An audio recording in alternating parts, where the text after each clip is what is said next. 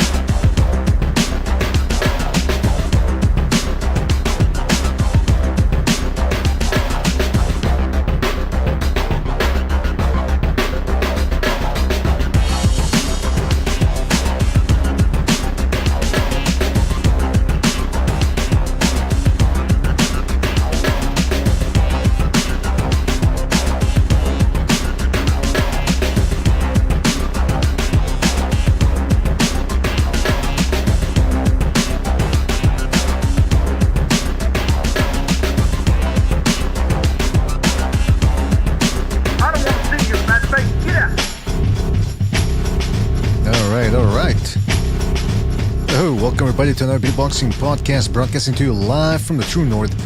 It's a good friend, Mr. BDA, and I sure am glad that everybody could be on board for this one, fellas. In this episode, we got a fantastic one for you, and a special one for you, as I'm gonna be delving into some of the things that will probably lead into some difficulties for Tank Davis here, unless he can get Frank Martin out of there early on. I'm expecting some trouble, and I'll tell you, I'm going to just continue on what we were talking about last night, this time with a little visual proof here. Before we get down to the fun, let's get the business out of the way, fellas. You know the drill. If you want to donate a couple of shekels our way, you're certainly welcome to do so via the Super Chat feature, although it's always better to join the membership program. That way you get more bang for your buck. But the most important thing is you continue to like, subscribe, and you spread that BDA gospel, right, fellas? Don't forget you can also join our Patreon page. For as little as $2, you would be helping us out, $2 per month. You would be helping us out to fund the independent documentaries that we are doing. All right, fellas? And go check out, if you haven't done so already, Box's Most Shocking Moments of All Time, Volume 1. Volume 2 coming up real soon. As soon as we can. And don't forget to check us out on Spreaker, Spotify, and iTunes. And at your leisure. And if you're on Spotify, please hit that 5-star rating. It really helps us out. All right, fellas? It's got to be biggest shout out to everybody in the chat here. As you can see, I'm using a low energy layout here because I will be playing video at the same time, so I don't want things to slow down or to freeze. So let's go down here and check out who's here. We've got Team Batman Boxing, Ralph Unreal, Grim Reaper, Jesus M, El Gordo. Who else we got here? Hold on a second. Dark Hado. Shout out to Dark Hado, one of the initiated. We got Abel, Protectorate General, Juan in the house, Nez Mendoza, Team Batman Boxing, Real Talk Boxing, Virtuoso in there as well, Iceman, the Iceman, Pingu Shoot. What is that? Right? Shout out to Pingu Shoot. Shout out to Mars in there as well. Double L. Rapax Drunken Company, 10-4. Shout out to him. He's a second Renaissance last night. Was badass. Well, thank you, man. Another one coming right up. Well, not today. Not today, but real soon. Hopefully in the week. Shout out to Colombia. Lucky Zim. And many more people to come, I'm sure. Fellas, thank you for joining us. Really appreciate it. All right, now, if any of the regulars out there want to jump on and do the film analysis here with me, make sure to contact me on the Discord and I'll get right on that. But now it's interesting. I'm going to let the chat populate just a little bit here. And why don't I touch on the basics here? So we got Frank Martin versus Tank Davis. All right, it's the other way around. Tank Davis versus Frank Martin. Tank Davis is still what is he now? WBA what? Let me check here. According to the list here, he is the... Shakur Stevenson is the WBC, Vasyl Lomachenko is the IBO, like we give a shit. Baranchyk is a WBO, Lomachenko is also the IBF, and Gervonta Davis is now the full-on WBA titleist. So that's what's on the line this Saturday. Now, in regards to the physical equipment of both guys, Frank Martin has a, 2.5-inch reach advantage. So if he uses it properly, he's not a lean back type of guy, and he only has a half-inch reach advantage. Now, as it pertains to height and the reach, it's always dependent on how the fighter uses it. I mean, I remember when Mayweather fought De La Hoya, De La Hoya had a very good jab, and I told people in a forum that I used to frequent, I said, I get the feeling Mayweather's actually, in a lot of instances, going to be able to get that jab across. Somebody laughed and said, since when does a shorter guy out-jab the taller guy? And I didn't quite know how to put it back then. And I said, well, I think the timing and blah, blah, blah. And lo and behold, De La Hoya landed his share of jabs, but Mayweather was right there with him, especially later on when De La Hoya tired. So there's a lot of factors that might allow a guy to neutralize a height and reach advantage from afar, especially Tank Davis, who has good timing. Now, I want to preface this little presentation by saying that, yes, I am critical of Tank Davis because against the limited opposition that he has fought, he has struggled. A lot of people like to crap on Canelo or Lomachenko, but those guys have never really struggled that often with subpar opposition. I mean, Lomachenko did kind of look human against Ortiz prior to the Haney fight, but other than that, it's mostly total domination. Same thing with Canelo, and Canelo might get a little trouble with the guys he's facing, but he's facing the best middleweights and super middleweights, whereas Gervonta Davis is not facing the best lightweights. So, there's that criticism. But I do believe, you can be overrated but good at the same time, and Gervonta Davis has enough things in his arsenal to make the type of opposition that he's fighting currently hesitate. And that's really going to be the question with Frank Martin. Can he make Frank Martin hesitant? Because we really don't know that much about Frank Martin. Yes, he's fought good opposition, which, by the way, it's like I said yesterday, is about the same level as Davis's opposition. And I know people are going to say, but BDA, that's insanity. Davis has fought more former and current champions. Again, look at this list here. 1, 2, 3, 4 titles. And then there's the subdivisions for these championships: Super Champ, Diamond, Interim Champ, in recess, blah, blah, blah. So at one division or another, you may have 6 people walking around with belts calling themselves champions. So yeah, nowadays it's very easy to have 5 or 6 former world titleists or current world titleists on your dock. It doesn't mean anything. As far as I'm concerned, these guys are contenders. And a lot of the guys that Davis has fought were contenders. They were not champions. The only difference between Gervonta Davis and Frank Martin is that Gervonta Davis has fought more of them, on the basis that he has 5 years of pro experience more than Frank Martin. That's really it. But, Gonzalo was talking about yesterday how he was pretty adamant that Frank Martin has that, what do we call it? That dog. Gonzalo said that Frank Martin has that dog. Now, I don't have Frank Martin's picture here on the dongometer, but I would give him a solid, I would say a 7 so far. Even though he's never fought a champion. Again, see, that's one of the big, it's going to be one of the big questions about how he can handle that power. What do we got here? I just received an alert. Hold on a second. Shout out to Lalo Soto, I believe. Like I said, I can't see properly today here. I got a new setup here. Let me just open up the chat. Yes, indeed. Shout out to Lalo Soto 13 Gaming for his contribution by re-establishing his membership program. He says, prediction, Tank via robbery. The Egyptian mummy will win, but will be a tough fight against Vozic. The Egyptian mummy, he's referring to Benavides because he has that straight-up mummy style. So Lalo Soto, I'm writing down your prediction. He says Tank Davis by robbery. All right. Who else said that? Somebody else said, recognized said Tank by stoppage, and I believe he said it was going to be controversial. Jimmy, excuse me. Jimmy's the one that said Davis by controversial stoppage. Gonzalo, meanwhile, said that Tank was going to get a controversial decision and that Martin was going to get the best of him in the ring. All right, that's very interesting right there. So, yeah, I kind of agree. I mean, I don't know. Gonzalo usually has a good eye for these sort of things. He can read people very well. So if he feels that Frank Martin has the inner wherewithal and strength to get past Davis, I wouldn't doubt him. Now, but that's the other problem is Tank Davis is overhyped. And by virtue of that, a lot of his opponents really do seem to overrate him as well. And hopefully Frank Martin is not doing that. Hopefully Frank Martin shows up there and actually gives it his all and is not intimidated by the moment. By the way, somebody said in the chat that Tank Davis was MIA at the Grand Arrival. I gotta tell you, when you're a guy like Gervonta Davis, I'm pretty sure he does give it his all in the gym. That's how he loses weight. He goes to those fat camps. So his work ethic inside the gym looks unquestionable. However, the little brouhahas that he gets into outside the ring, and I'm talking about the troubles with his ex-wives, running over pregnant women and then leaving the scene, domestic abuse in front of hundreds of people at a basketball game, some of the homosexual activity that he partakes in public with Adrian Broner and all those type of guys. I don't know, it seems like he lives a very loose lifestyle, for lack of a better word. And apparently he was MIA here. He was late during the Ryan Garcia press conference as well. And some people are going to say, yeah, but BD, he keeps winning. Yeah, but at what point does that start affecting him? Especially since he is close to 30 years of age. I mean, you just have to wonder. Again, I think that's a bit of a long stretch to look at him being MIA for the Grand Arrival as some sort of sign that he's going to lose.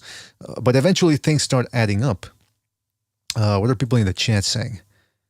Rapper Strong Company says zesty. that's how they say it in the community, in the culture. Nes Mendoza says Martin had sparred Tank. It was competitive though, Mr. BDA. Yeah, well, I mean, I don't put too much stock on gym stories. Muhammad Ali was infamous for not giving his all in sparring. To the point where some people felt overconfident sparring him and saying, "Hey, I got the better out of Muhammad Ali in sparring. Oh wait, he was just doing the rope-a-dope, letting guys hit him." Mad Dog H says Martin is going to sleep. Well, I hope not. I hope we get a competitive fight. Alex Dahl says Tank fangirls crying that Tank didn't show up. I mean, I don't know. Nes Mendoza says, give respect. He is Abdul Wahid, fellas. That's the thing, though. How come he dropped that whole Muslim thing real quickly? Did he realize he couldn't live life without pork?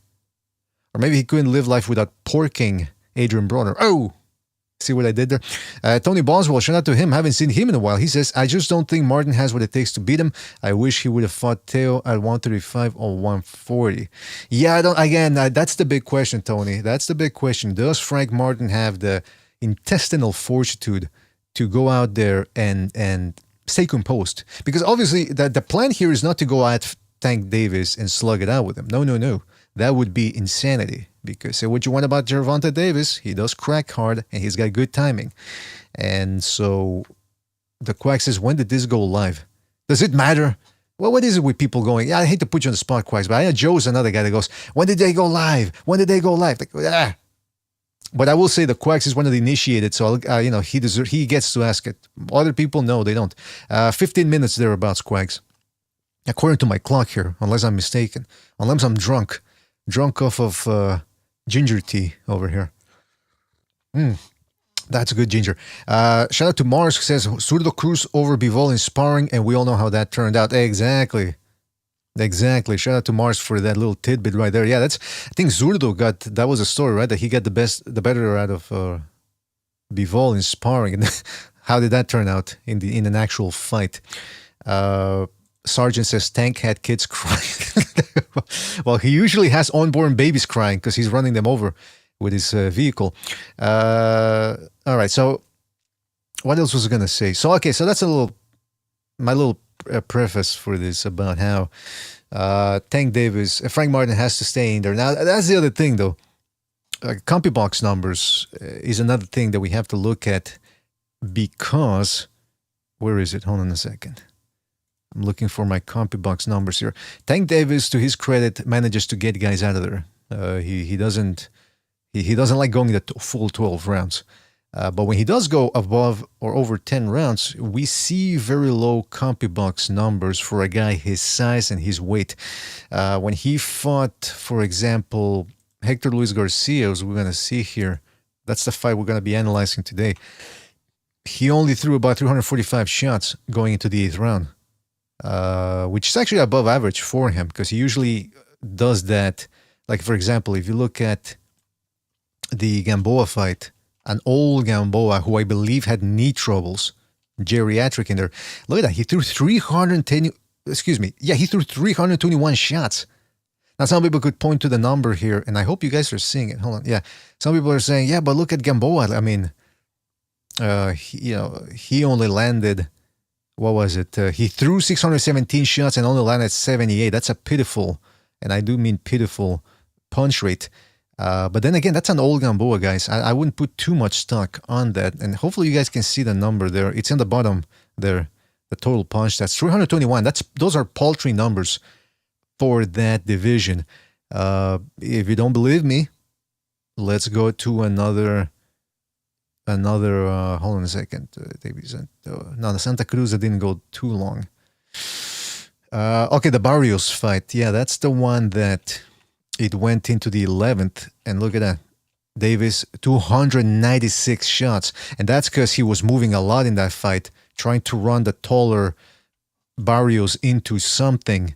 And he wasn't working out. Hence why his often on and off mentor, Floyd Mayweather Jr., had to rush to the corner and say, you're losing this fight, man. You got to go get it. So 296 shots. And also, I think, I having watched that fight a number of times, I think he was also very weary of Barrios' right hand. And again, whenever he fights punchers, he fights in a very lackadaisical pace, at a very lackadaisical pace, rather. So, I mean, and if, when did he throw the most shots in his career, as far as I know? When he went the full 12 rounds against Isaac Cruz, and you will see that there he threw... Oh, no, excuse me, that's a Santa Cruz fight. What is that? No, okay, the Isaac Cruz, there we go. He actually threw 462 shots, which, again, if you go back to the Hector Luis Garcia numbers, it seemed like that he was on his way to doing that. Now, the reason why I suspect why he threw this many shots against Isaac Cruz is because Isaac Cruz was making him fight. He had to throw more shots, and Isaac Cruz never let up. He was never deterred. And that was a fight that really let me know, okay, Gervonta Davis, that's his level. Guys like Isaac Cruz, that's where he's going to struggle with.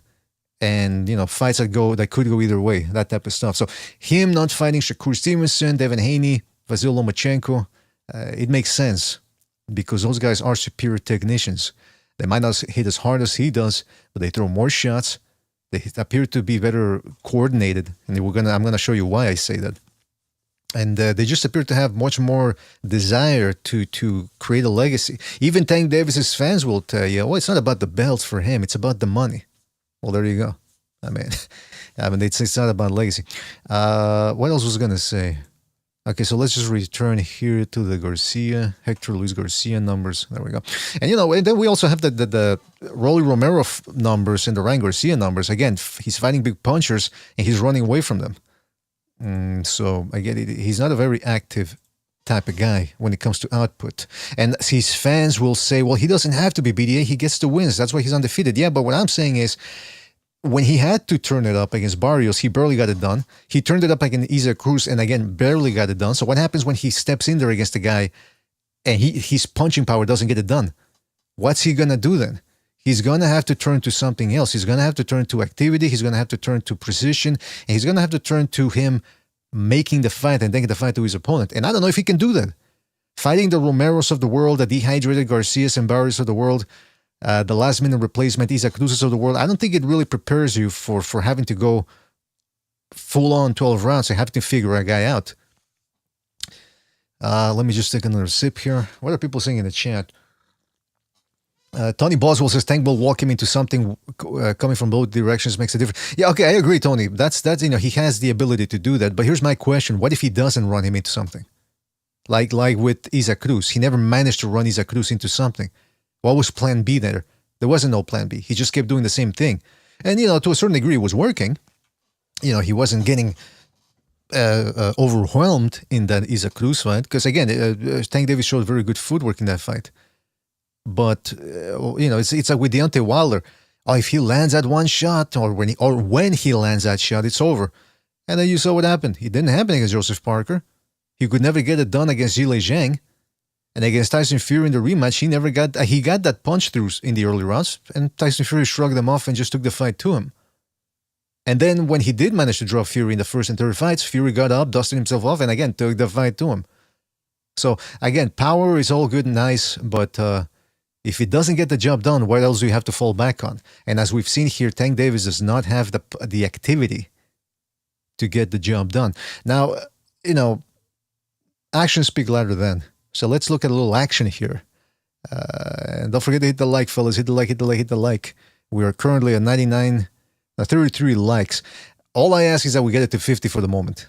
All right, if we can get those likes up to 50, we're all nice and good over here. If not, I'll be reading from Introduction to Taoism, and I'll be going into the third chapter, which is the body. All right, fellas, please don't make me delve into some literature here. Let's just 16 people hit the like. 16 people hit the like. Come on, and then we can get on with this. But if I don't see 50 likes by the time I'm midway through this, I'm delving into the literature. That's all I'm going to say. All right, now. I got it's a very rudimentary. I didn't compartmentalize the clips. I didn't rank them. So we're going to be doing this on the fly. But as you can see here, all right, this against Hector Luis Garcia, another southpaw. And you can see, again, it was a bit of a fencing match in the middle of the ring. Now, I showed you those clips, right? I don't know if you noticed something here. Look at Tank Davis's weight when he jumps in. Every fighter has his safe space, his go-to space. After they punch, they go somewhere. Classic example that I always bring up is Caleb Plant with that Philly shell. When his go-to is dips to his right. He dips to his right. When it comes to Tank Davis, or some people just dip down, which makes him liable to eat uppercuts. In Tank Davis's case, as soon as he gets hit with something or that he feels something coming, see how he's already got his weight more or less going to his right? And look at how far he falls back. See that? Now, you can't really see his legs, but they were on a straight line there. They weren't parallel. I mean, they were parallel. They weren't spaced apart. So he sort of stumbles there. All right. Now, you can't see the feet there, but I'm going to show you more examples. All right. This thing is slowing down a little bit. There. See that again? Hold on a sec. See that? See how he's got very good timing, Tank Davis. Don't get me wrong. He anticipates where his opponent is going to be. So here he's anticipating that Hector Luis Garcia is probably going to be coming up. See that? He's going to be coming up. So he's lining him up for a left hand. But look at how he's tilting his body towards the right. See that? He's tilting his body toward the right. And look at his feet. Parallel line. These are the type of things that he can get away with against lesser opponents and bad habits that develop when he's fighting this level of opposition. And again, Hector Luis Garcia is not a bad fighter, but he was a guy that a year before this fight was a featherweight. He only moved up at the last minute to take on Chris Colbert at 130. And then after he beat Chris Colbert, he gets a call to move up another division, 135. So he wasn't supposed to be fighting Tank Davis. But you see here Tank Davis, so he's tilting his body towards his right, and then he's trying to pot shot him here a little bit to tap him.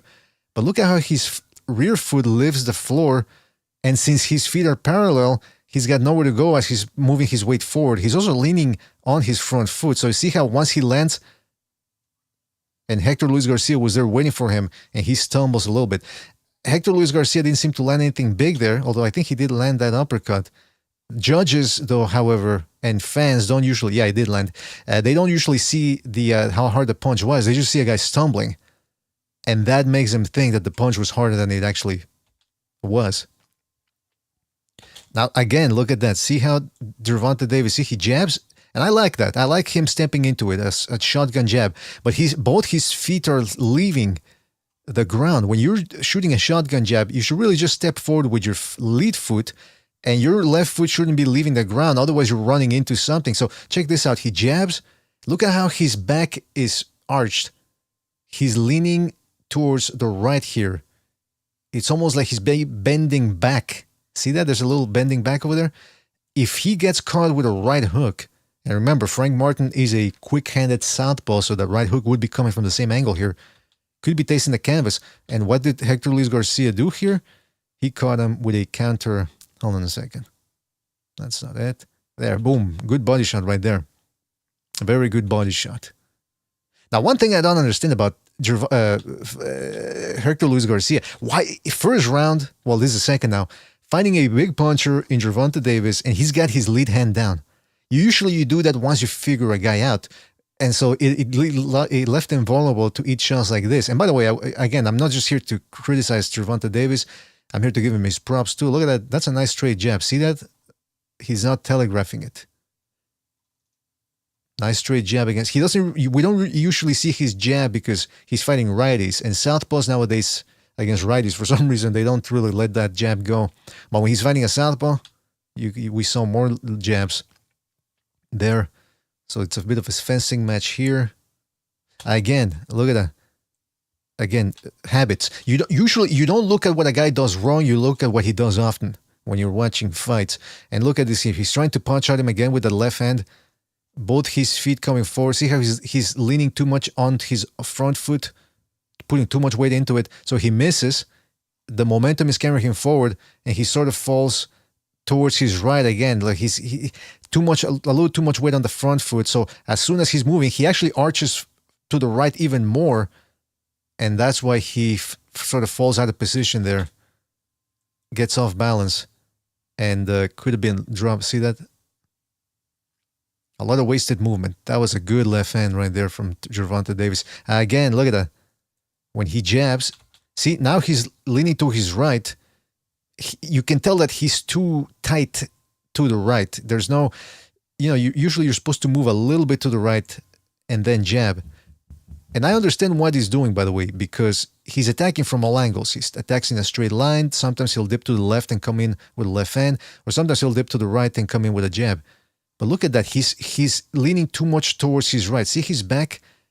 And it's almost like his weight is on his ankles too. And there, by the skin of his luck, he managed to avoid that left hand. See that? I mean, I think that was Hector Luis Garcia that missed there. It wasn't because Tank Davis deflected it or anything. But there, that's good rolling from Gervonta Davis. Very quick with his reflexes. Look at that. Cat-like reflexes is what I like to call it. He jabs, and again, but notice again how he's leaning. See how he's putting his weight on his heels, and his back he's arching that back, or he's bending it backward.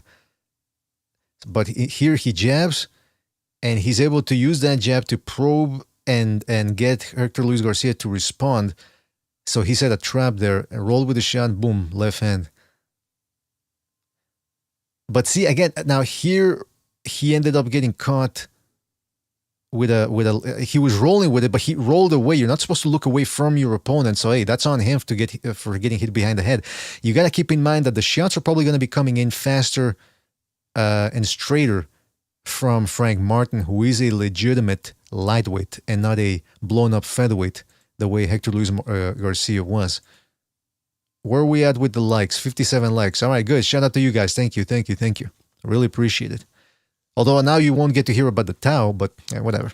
That's maybe on Second Renaissance. There's another little pot shot there from Tank Davis. See that? He did that all night. This is something that we usually didn't see from him because he didn't fight that many southpaws with the exception of Pedraza. And that was a fight in which Pedraza fought him on the inside like a dumbbell. But you see here, he's leaning back. As soon as he feels the shot and he knows that Hector Luis Garcia is leaning in, catches him with a big... That's interesting. See, that's the heavy-handedness of Tank Davis, that he can lean back and still counter with a big shot that moves Garcia. And by the way, what is Garcia doing? Leaning in there against a big puncher with... Look at this, both hands down. I gotta tell you, I really like Hector Luis Garcia's performance against Chris Colbert, but that was facing a guy who had very little power, and who was overrated. And yet Luis Garcia here still managed to give Tank Davis the business. Here is a bit of a jabbing war. Whoops, hold on a second. Can't play the replays because those are too long. Here we see more jabs. Again, it was a fencing match here from both guys. A lot of speed from Tank Davis, a lot of quick reflexes. Now, here's something that... Hold on a second. Where is it? Okay. See that? Again, he's leaning towards his... on his right foot a little bit too much and pushing his back too much towards that right side. See that? So it gives him momentum to land that uppercut. But see how he's... See, first of all, his feet are parallel right there. If you can see that. If he trades punches with a guy who's not a... Oh, and then he hits a left-hander because... First of all, there's a lot of mistakes that he's making there. First of all, he's leaning way too much onto his right. So he lands that body shot, good body shot. You know I love me some body shots. But since he's leaning so much... To reset, look at how much space he has to travel to get back to his middle axis here. So as he's coming up, there's no way he can't get hit with a big left hand, and then he gets put on his heels because, again, his feet are parallel here.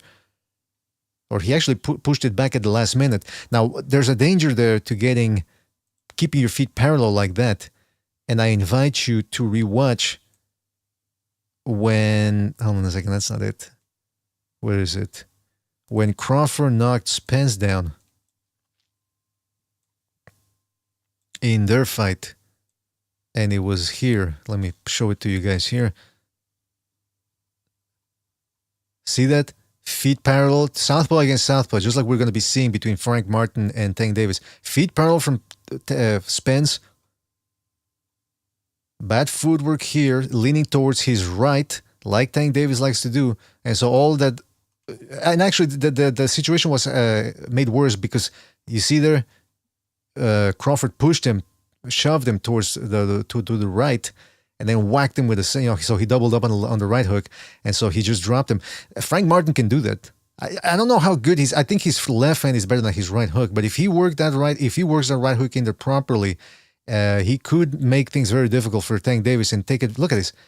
Horrible balance, could end up dropping Tank Davis. Not hard, like, oh, he hurt him, but just, bad balance, a flash knockdown. And that, if it turns out to be a close fight, which Tank Davis has had close fights, it could prove that to be the difference. I mean, listen, Rolly Romero was outboxing Tank Davis. It was a very close fight for as long as he went. So you don't think Frank Martin can do something similar or even outperform that? Now, here we have, see, again, he throws, oh my God, why is this rewinding so much? He throws that little left hand there, and then he tries to dip, where does he go? He saves space. He tries to dip to the right again, but look at how much leaning into he's doing it to the right. So now he's trying to roll with the shot, come back up the middle, but Hector Luis Garcia, who's no dummy, knows, okay, he's here. He's going to end up being here in the middle axis. That's where he's going to go. He's not going to stay there. So he anticipates where he's going to be, and boom, catches him with a left uppercut. And you can see he puts Tank Davis again on his heels, parallel feet. If he would have followed that up with a right hook, could have made things very difficult for Tank Davis. In fact, remember that when Tank Davis fought Leo Santa Cruz was coming in with combinations. And Tank Davis looked... lost in there sometimes. He couldn't get away of those combinations from Santa Cruz. The problem is that the last couple of opponents that he has fought are limited guys who cannot string together combos the way Leo Santa Cruz can. So hopefully maybe Frank Martin can actually start stringing some together and really double up on some of his shots. But again, Tank Davis is no dummy. He keeps working, setting up the shots properly. But again, I just want to keep showing you how many times he does what I'm telling you.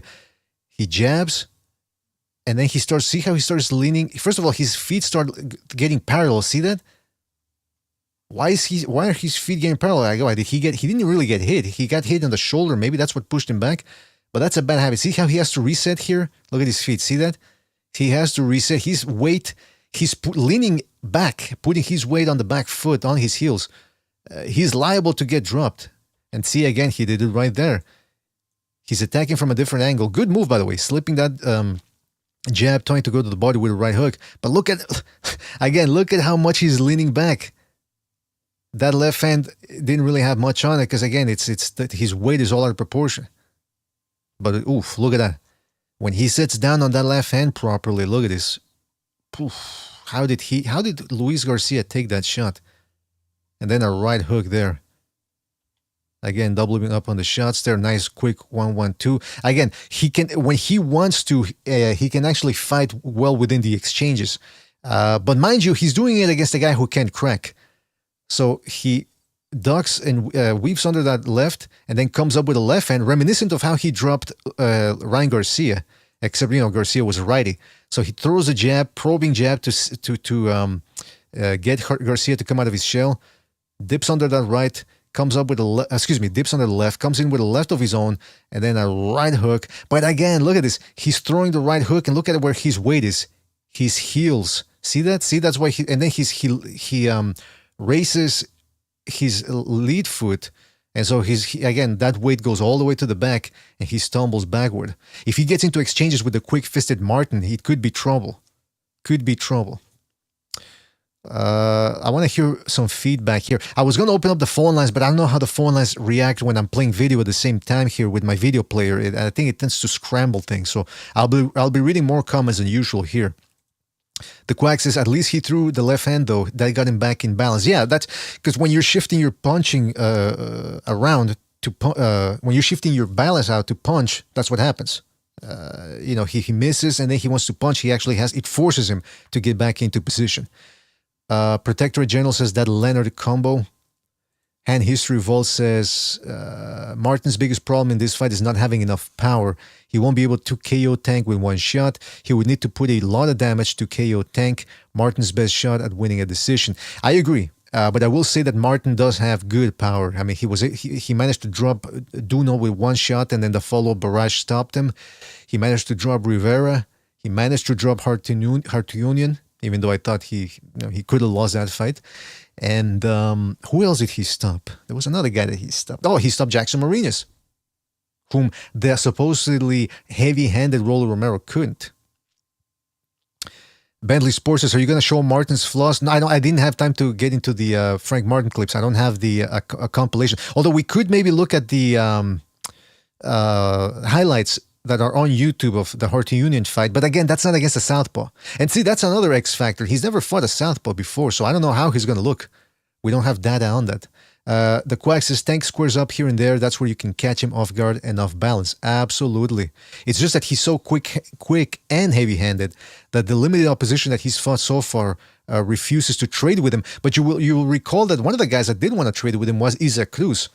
And that's the fight where Tank Davis all of a sudden, you don't see him planting his feet as much as he did against the lighter punching Hector Luis Garcia.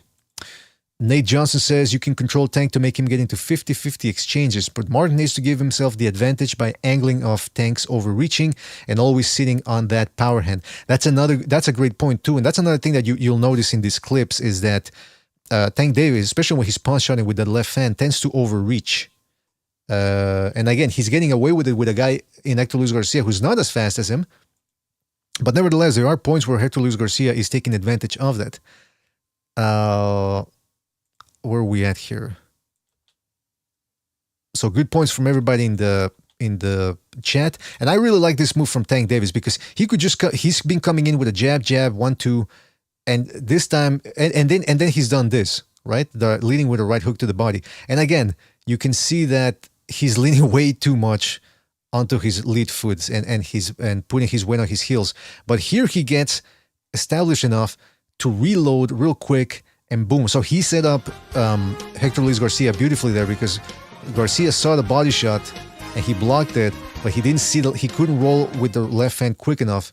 So that's a good setup there from Gervonta Davis. But you can see that Gervonta Davis's momentum carries him forward here, so he's liable to get countered. If he gets into a fencing match with the quick-fisted Martin, it could be trouble.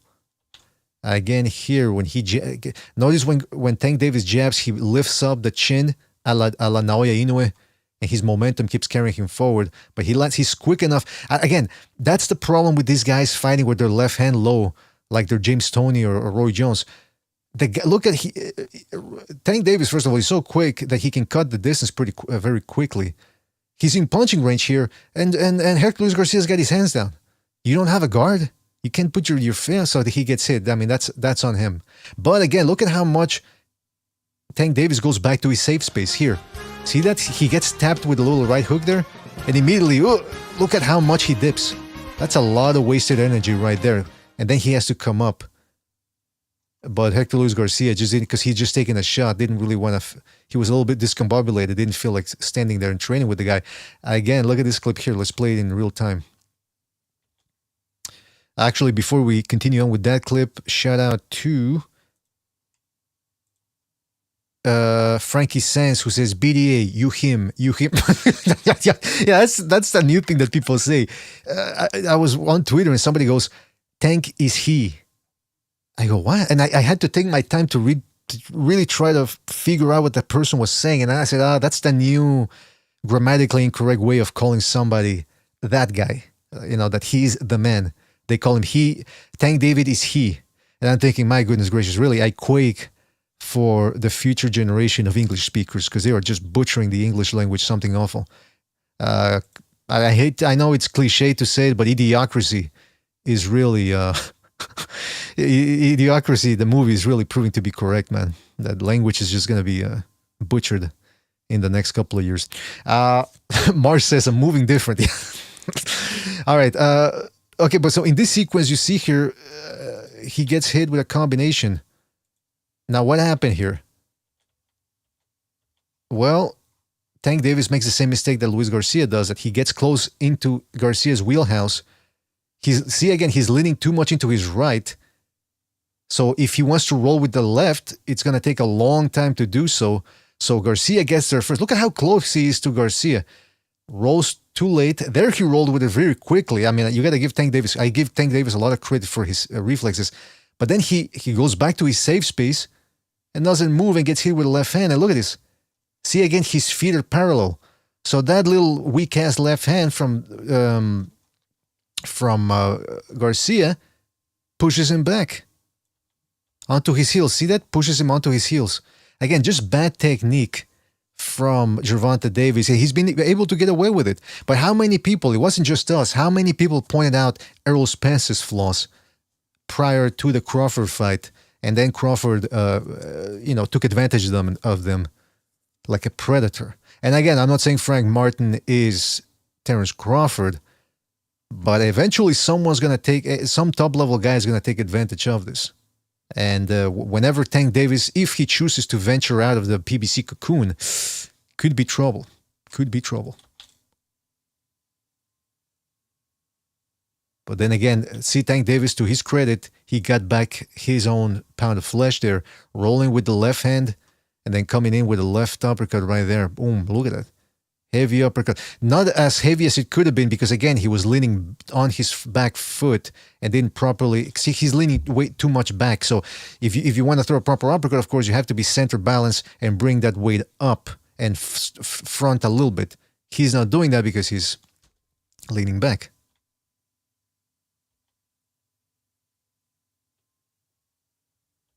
Okay, let me just fast forward here because there's some replays. All right, so they're just continuing to fence in the middle of the ring.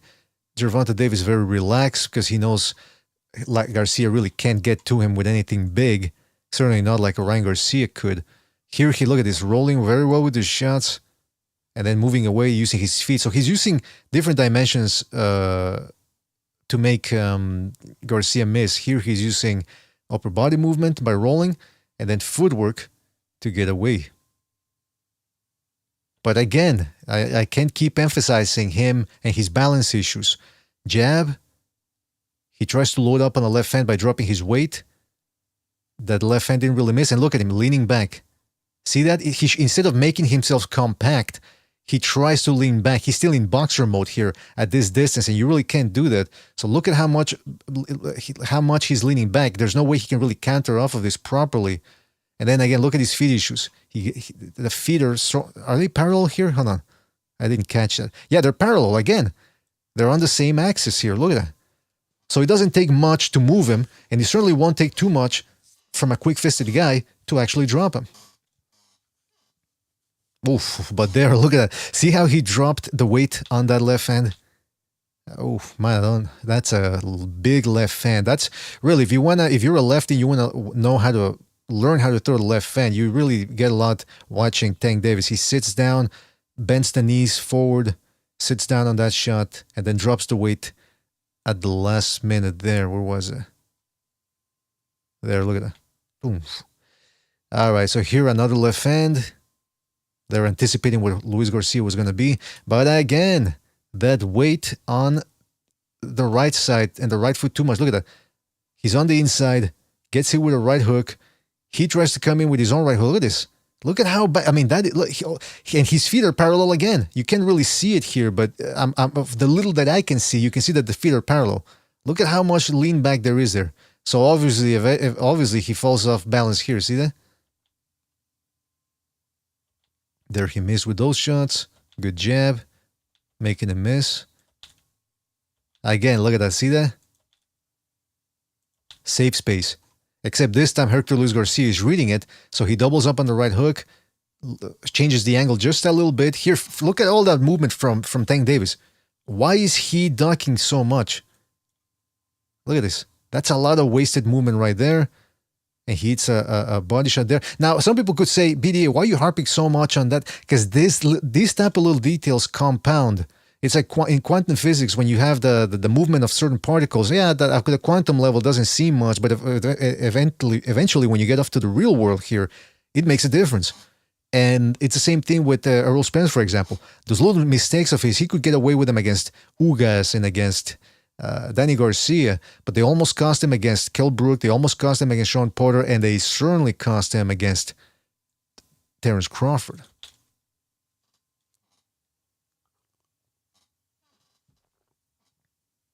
Again, see that?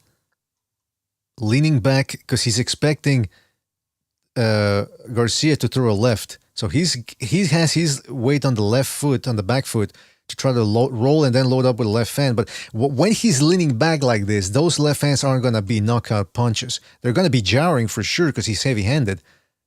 And then see that? His feet are again somewhat parallel. And you can see even there, look at this. Look at how he's lifting. See, he's lifting the lead foot. His weight is on the heels.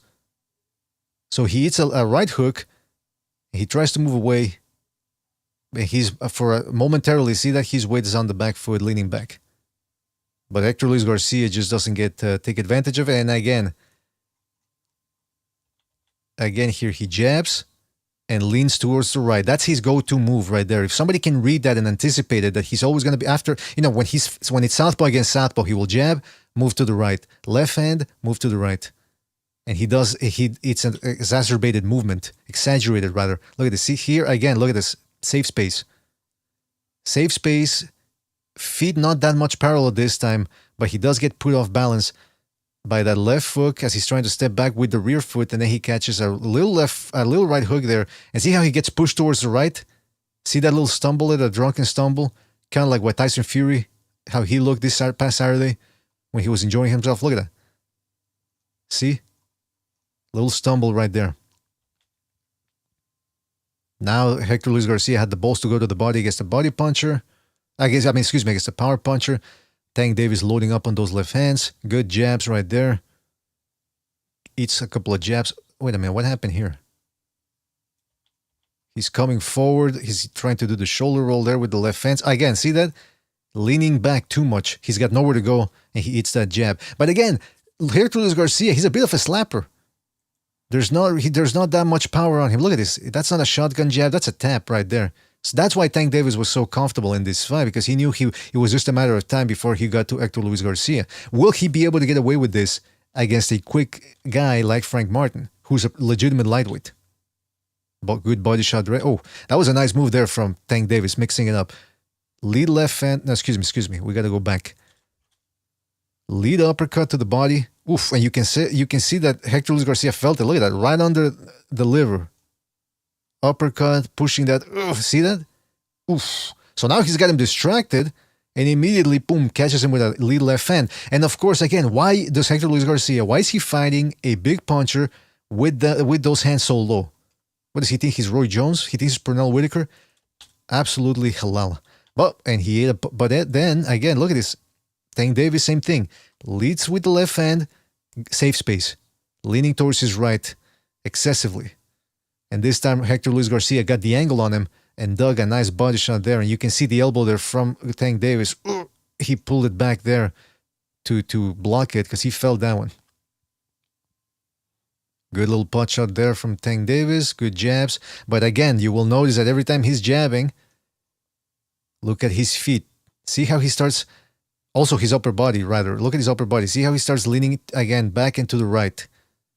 Back and to the right. Again, see that? And look at how his feet are being parallel there. Nobody takes advantage of that because he's so quick and he hits so hard. And again, Hector Luis Garcia was just not going to be that guy to start trading with him. Good body shots right there. Again, do I need to keep harping on it? Yes, I do. Left hand, safe space.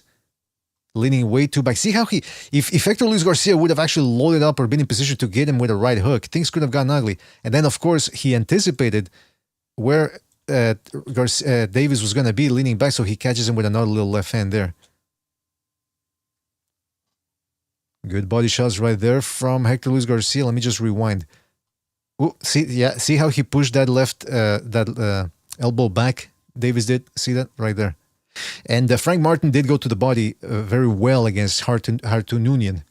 So I expect him. That's what we were talking about yesterday with the panelists. Davis, we know that he's a slow starter. So if he's a slow starter, he's trying to build up momentum. But what happens if you take away that slow start, meaning you start investing to the body early? You take away the second wind. So that when he wants to come back in the late rounds to turn it up, he will be unable to turn on the afterburners because you poked a couple of holes in that gas tank and let the gas out.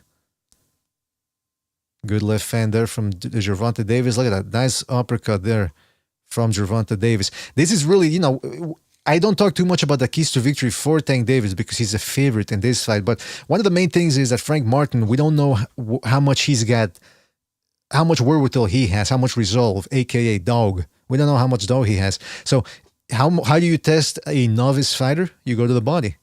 Test that body a little bit. But again, it's imperative for Davis that when he throws his left hand, he goes right back into position and block shots because Martin is quick on the trigger. And as you can see here, Tank Davis, he landed that left hand and then just took a snapshot and got hit in return. But again, he doesn't really care because look at that. Hector Luis Garcia really is a volume puncher. And Davis took away that volume with quick precision depth charges, which made him hesitant. And it's going to be interesting to see if he can do that against Frank Martin as well, make him hesitant. This is a good move here from Tank Davis. Oh, feints with the left. Because see, he was throwing the left uppercut to the body, right? So now he knows Garcia's feeling it. So woof, feint, keeps moving, changes the angle, and digs her right to the flank there. Nice body shot. I don't know why more fighters don't work the right side, or in this case, the left side of the body. In other words, a lot of people just try to go to the liver. I want to go work the liver side. I want that because that's where the liver is. But if you work the other side of the body too, you can wear a guy down. You take away his legs. Again, look at this. Let me replay this in real time. Finally doubling up on that left hook. Wait a minute. How far did we go back? What the fuck? Oh boy, we went way back. Hold on a second. Yeah, there we go. Here, look at that. See that? Doubling up on that right hook. Hector Luis Garcia. So he steps in outside of he steps in. So he's got his foot outside of Tank Davis's back foot angle. And then he hits him to the body. And again, look at Tank Davis. He as soon as he eats that first right hook, he goes again back into his safe space, his right side. And look at his feet. Look at his back foot. See how he pulls it back as he's about to get hit? The feet are parallel. That's why he stumbles back. I'm telling you, that looks bad for the judges. It makes it seem as if the punch is harder than it actually was. He wasn't even really hit properly there, but judges and the crowd see that. Or the crowd, vice versa. If the crowd sees it and they get excited, sometimes that might, influence the judges. Now see here, Tank Davis look at his stance. That's what he does against southpaws and against non-southpaws too. Eventually, he puts the guard up, which he puts a little space. He puts the space there because he's baiting guys. He wants guys to throw shots. So he thought, see, by his reaction, the way he's pulling back that lead hand. No, excuse me. Okay, let's look at that again. See by the way he's pulling that left hand back, the rear hand, he's expecting the right hook to come upstairs and around the side so he can then roll. In other words, what he's expecting Garcia to do is lead with the right hook and then come in with the left. So what Tank was expecting to do was to block the right hook and then roll with the left hand. But it wasn't a right hook that came up, was it? It was an uppercut. Because there's that big gap there. And look at his feet. Again, look at his back foot here.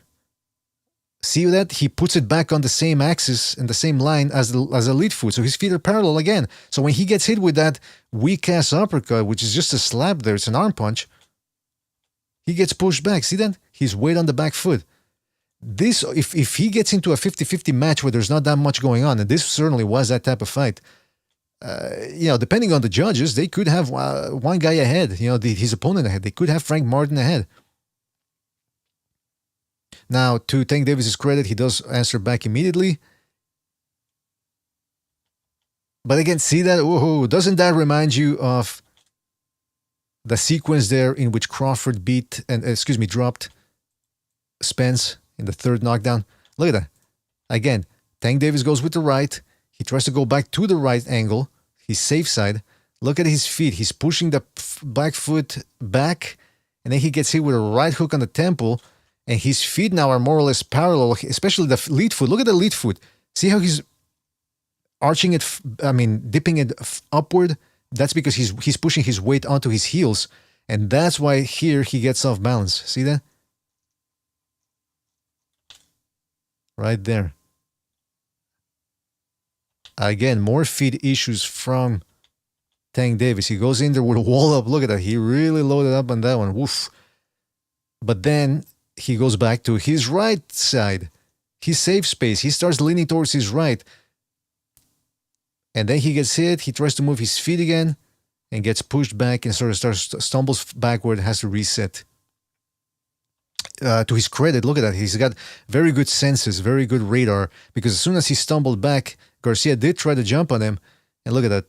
Nice little roll and counter right there. That's not going to knock anybody out because the like I said, he was leaning back too much, but he's scoring. Those are nice, clean scoring shots. There you see Garcia going to the body. Now here again, he ended up winning this exchange because he's the one that landed those shots. And again, that's because Hector Luis Garcia has horrible hand placement. So he dips down, changes angles, weaves, tries to go in there with some sort of, what is it? It's sort of like a gazelle hook. But look at his feet again. He puts he's squaring up there. Look at that. Squaring up, leaning back. He actually hit a shot coming in. I don't know if he's going to be able to get away with it with Frank Martin. So his feet are parallel, so he has to reset here. So as soon as he gets hit with a little tap, he has to reset because his weight is on the heels. Meanwhile, it allows Hector Luis Garcia to escape off the ropes.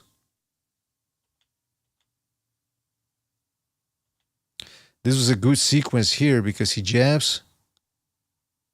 And again, he was trying to draw Hector Luis Garcia out. He gets hit with a jab, doesn't care because he knows it's nothing to write home about.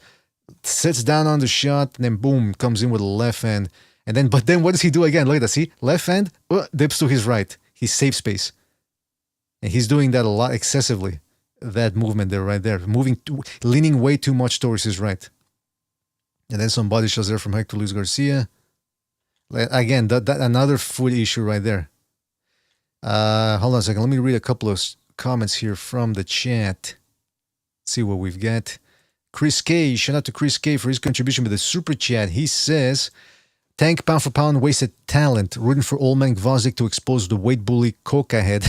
Gonzalo needs AA. Oh, come on. I didn't say anything about that. But in regards to Gvozdyk, you never know, man. He's got very good chances despite being 37 years of age. As for Tank Davis, yeah, man. At 29 years old, he really should have taken more risks than he did.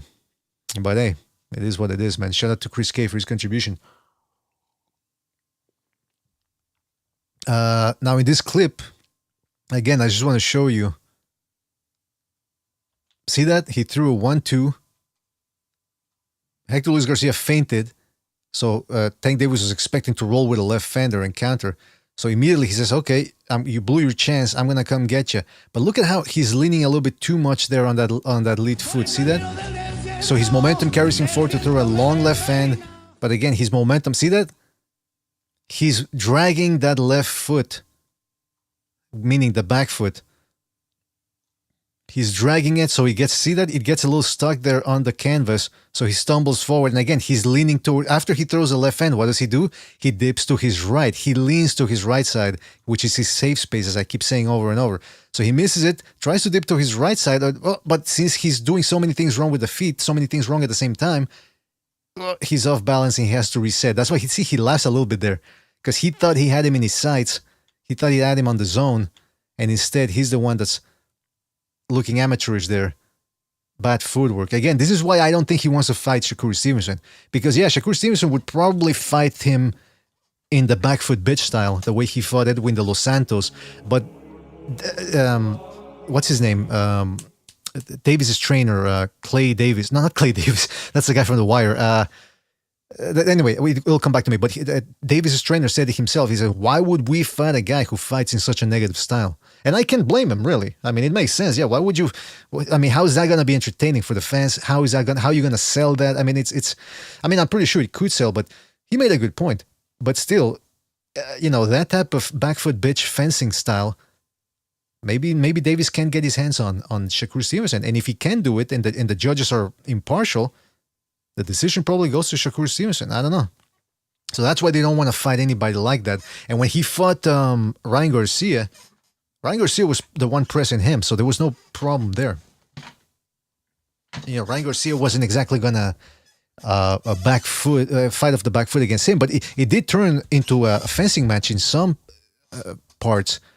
And again, I don't understand when people say, "Oh, Tank Davis schooled Ryan Garcia." Other than the knockdowns, the rest of the rounds were quite uneventful. So again, I'm not seeing this whole thing that Tank Davis is this master boxer. Like here, I'm showing you the good and the bad, and there's a lot of good. But again, think about who he's fighting here. He's fighting a guy who was a featherweight a year prior to this, who can't punch, and really doesn't have that physical advantages over Davis in this fight, other than the height. So again, yeah, it's easy to experiment and be relaxed against guys that can crack. But you see how Tank Davis looks against guys who can crack, like Barrios and Garcia. He has to dehydrate them. And then when he fights a guy like Rolly Romero, who all he has is a big punch, he still fights him the same way, the same scaredy back foot bitch fight style that he does against Garcia and Barrios. So he's not exactly dominating the limited opposition he's fighting now. And if Frank Martin steps to the occasion, rises to the occasion rather, could be trouble. Could be trouble. There he gets hit with a jab, some body shots. Well, he rolls very well. Again, that's the thing though. He has very good reflexes. Like I keep saying. The problem is, like Chief said, a guy is a complete fighter when he's got a lot of attributes and he can put them together on the move and in the moment. And Tank Davis doesn't really do that. He's either all defense or all offense. And when he does counter, as we've seen here in this instance, it's usually just one punch at a time. And my question is, okay, when that one punch at a time doesn't cut it anymore, what's he gonna do? He didn't really adjust against Cesar Cruz. He just kept trying to run him into something, and that moment never came, and it was a very close fight. So again, I ask, when he steps up in competition and fights somebody who's got speed, power, high ring IQ, what's he going to do? Is what he's doing here going to cut it? What did he do wrong here? Well, not really much. I mean, well, yeah, look at this. He's overstepping. Again, putting way too much weight on that front foot, dragging the left foot upward, overcommitting. And he ate the left hand. But again, look at that left hand. That's a slapping left hand from Hector Luis Garcia. That ain't going to send you anywhere. Even I can eat that. And of course, I'm being humble here. I can eat any type of shot. That sounded dirty. I walked into it the way Rolly Romero walked into that Tank Davis left hand. All right, so here, let's keep watching this. So, all right, they're just, see how relaxed Tank Davis is? He doesn't really give a shit about the punches coming back. He gets hit with a punch down the middle, counters with a left hand, but look at his feet. Again, near parallel, way too close. So as soon as he throws that left hand, he's sliding off. See that? The feet are too parallel, so he has to get back into position. And he causes him to stumble. See that? And then he pulls back the left foot. I mean, his feet are all over the place. Let me tell you, he actually looks good when his footwork is better when he's on the back foot. Like here, for example, against Isaac Cruz. He shows some beautiful pivots. If this will even play, hold on a second. Yeah, my video thing here is prompting the videos. It's loading them rather. Look at this, nice. Look at that. Bradley would say, "Nice tie up." Come on, show me the footwork. There we go. Yeah, see that side to side. Oh my man, see, there was so much clinching early on in this fight. Okay, there we go. Finally, see there when he starts keeping a guy.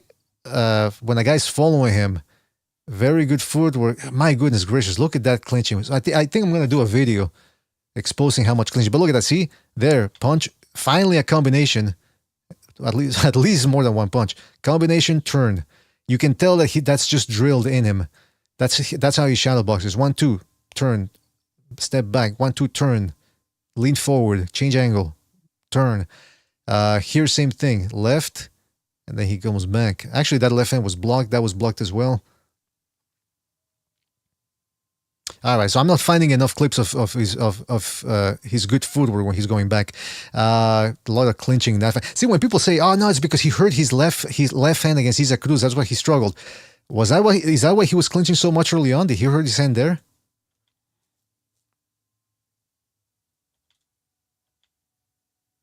Again, see here.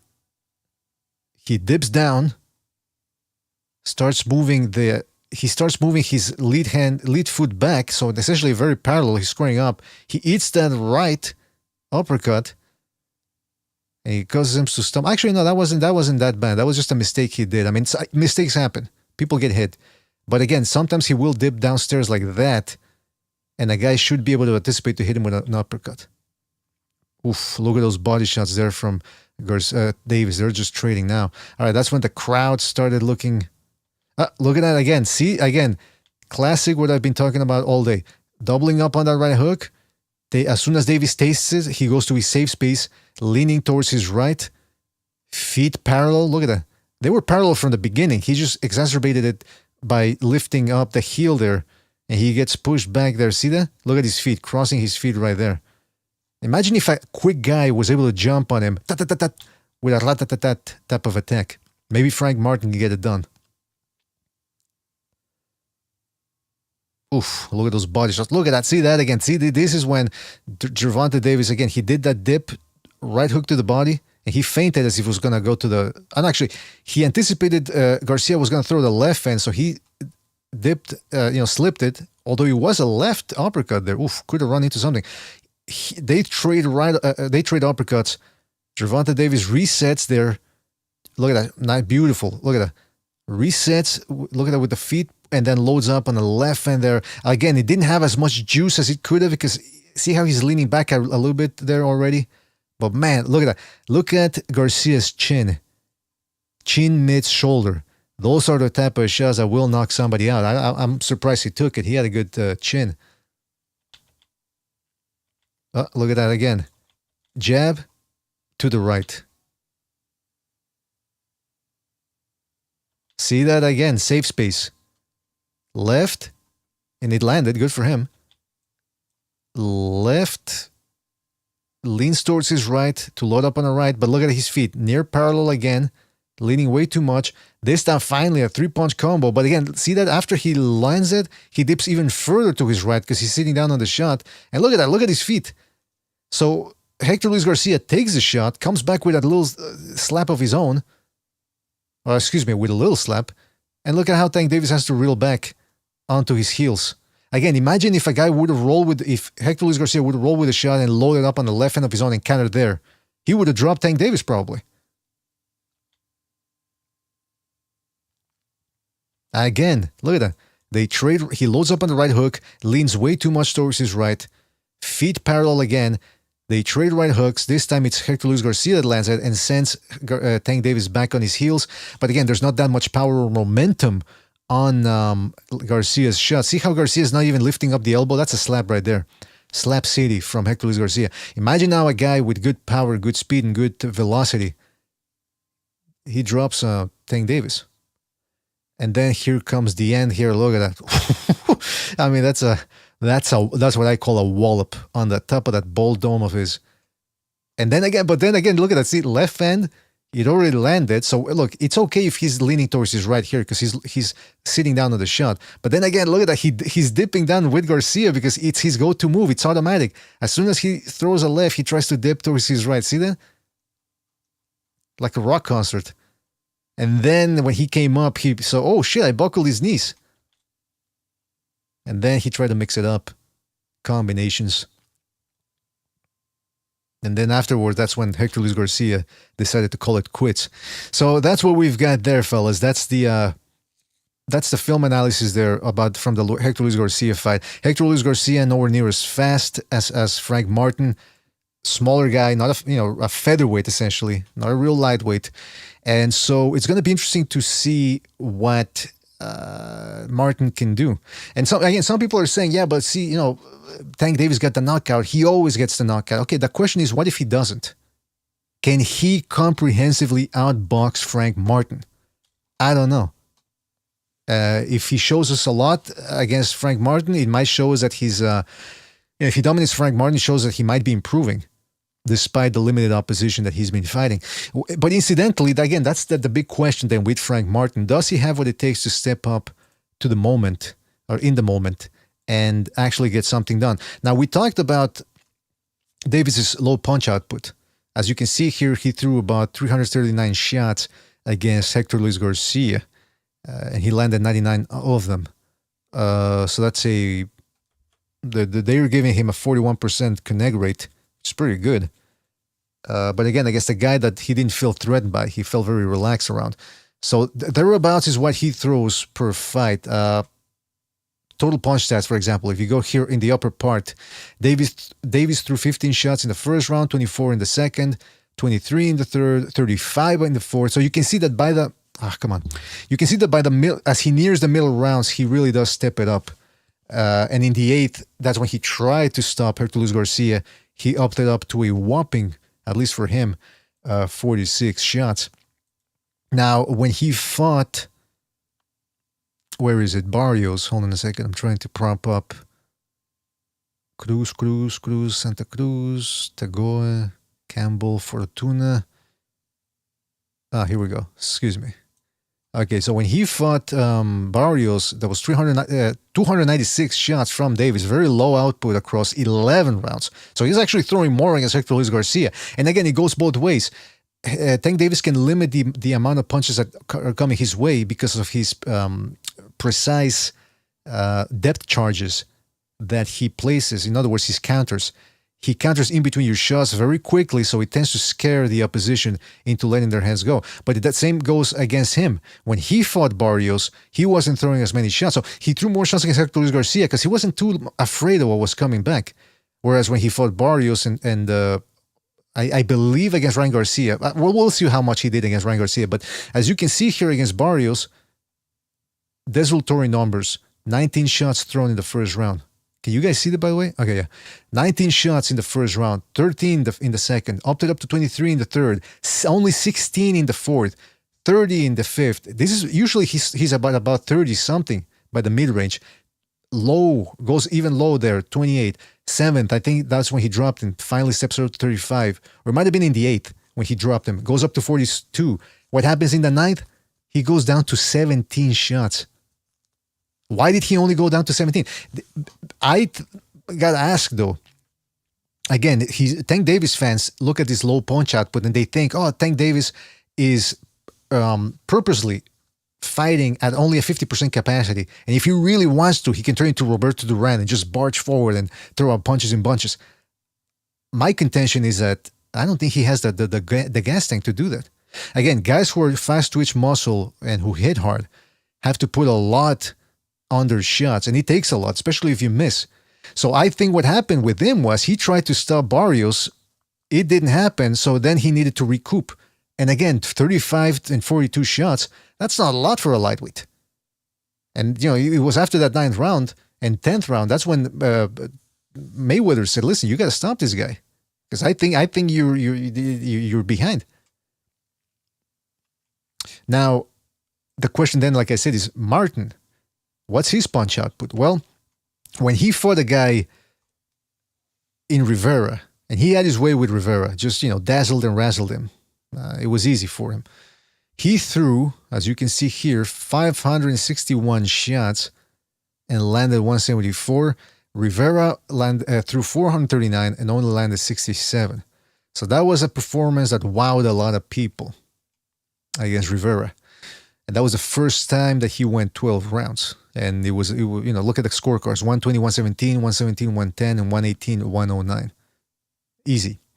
Next time he goes 12 rounds against Hartunian, or Harutunian, I don't know how you pronounce it. And what happens there? Look at the white scorecards, by the way. Oh, no, excuse me. Okay, yeah. Steve Weisfeld had 114, 113, and 115, 112. Very close fight. But it's the punch stats that I have to look at here. Where are they? Bear with me here. There we go. Here we are. Okay. Apparently, Martin did outland Hartunian by 50 shots. So Frank Martin threw 539, landed 167, whereas Hartunian threw 442 and landed 117. Not a lot of jabs from Martin. He did land more power punches, and it says he threw 299 jabs and landed 91. That's okay. So let's compare that to a guy like Davis. How many jabs does he throw against, let's say, Barrios? No, okay, this is against Hector Garcia. How many? Well, that's a southpaw. That doesn't really count. I want to see against a righty. He threw how many jabs? 114 jabs. That's not a lot. That's not a lot. Whereas Martin, when he's fighting righties, he is throwing a lot of jabs. But again, he also got hit a lot. So as you can see, 539 shots thrown against Hartunian, and against Rivera, it was 561. Okay, so I was trying to look for the numbers. So 561 against Rivera, and he had his way with Rivera, so it figures that he actually was more relaxed and threw more shots. And then when he had to fight Hartunian, who made him think more, he still threw over 500 shots. So that seems to be, again, we only have 2 fights from Martin where he went 12 rounds, but he appears to have a higher work rate than Davis. But again, that's the question. If he runs into something big early, and then again, like I said, Davis has good defense where he can. Will Davis be able to slow down Martin's punch output and reduce it below the average? One can only wonder. One can only wonder. I'm telling you, I'm interested in this fight. I'm getting into it. I'm trying to pump people up too with it. But as you can see, like I said, the Davis is not anything special. He's got very good defense, but then he can't really do much with it. Either he's all the way in or all the way out with the defense. And again, he's been doing it against limited opposition. So I think, I'm telling you, don't be surprised. It's a very type of Deontay Wilderish type career. Okay? But again, we also saw some good things. Very quick muscle fibers. He's got cat-like reflexes. He's got good defense, like I said. Despite the fact that he doesn't really punch much off of the defense. One punch at a time type of stuff. And then on top of that, he's got some wallops with those shots of his, either with the left or with the right. So, it's will that be enough to comprehensively defeat a guy like Martin, who seems to be feeling his oats coming into this fight? Protectorate General says Martin defense is not that good against orthodox fighters. What I've seen of him, I don't know about southpaws, perhaps just as bad. Yeah, that's the thing though. That's the other X factor. We've never seen him in with another southpaw. Whereas with Garcia, at least we've seen him with two southpaws, so we can sort of get a feel of how he's going to operate and what his safe spaces are, what his habits are as well. Baron Evola says Tank has two deadly shots, primarily a step to the side uppercut and a hook to the body. How do you make sure to take those away? A, in and out. B, circle out. C, no unaccompanied single jabs. Exactly. That's what you do with any type of fast twitch muscle guy who likes to lean back and away from shots. You gotta feint them. And again, if that fighter likes to lean back way too much, in other words, the lean back is too long, it forces him, when they have to come back, it forces him to travel a longer distance. So that takes time. It leaves him vulnerable to be set up for a shot. And it's psychologically too, it's jarring. Like, oh man, I don't know when the punch is coming, and he's making me waste a lot of energy. Hand history vault says Frank throws a lot of volume, at least most of the time. Yeah, I mean, actually, before we go, we will watch the highlights of the Hartunian fight, just to get a feel of what Frank Martin does well and what he does wrong. Even if it's against a righty, and it doesn't really give us a good, perfect outlook of how he's going to fight the southpaw, but it's better than nothing. Again, I didn't have anything prepared for Frank Martin. I don't have a lot of his fights on my library. Nate Johnson says, I got Tank in his prime, and Loma would have to force the fight, but the angles would give Tank some problems until Tank shuts down Loma's exits. Well, I mean, for that, you got to throw combos, and even when you cut off Loma's exits, he's still making you think with everything he does in the ring. So I don't know. Tank. There's a reason why the Tank Davis side never wanted that Loma fight. Reverend Pickle says Hearn has played good move with regards to Boots fighting in New York. It's a perfect milestone. Either way, Hearn set up great fights for the winner. We will see levels. What else?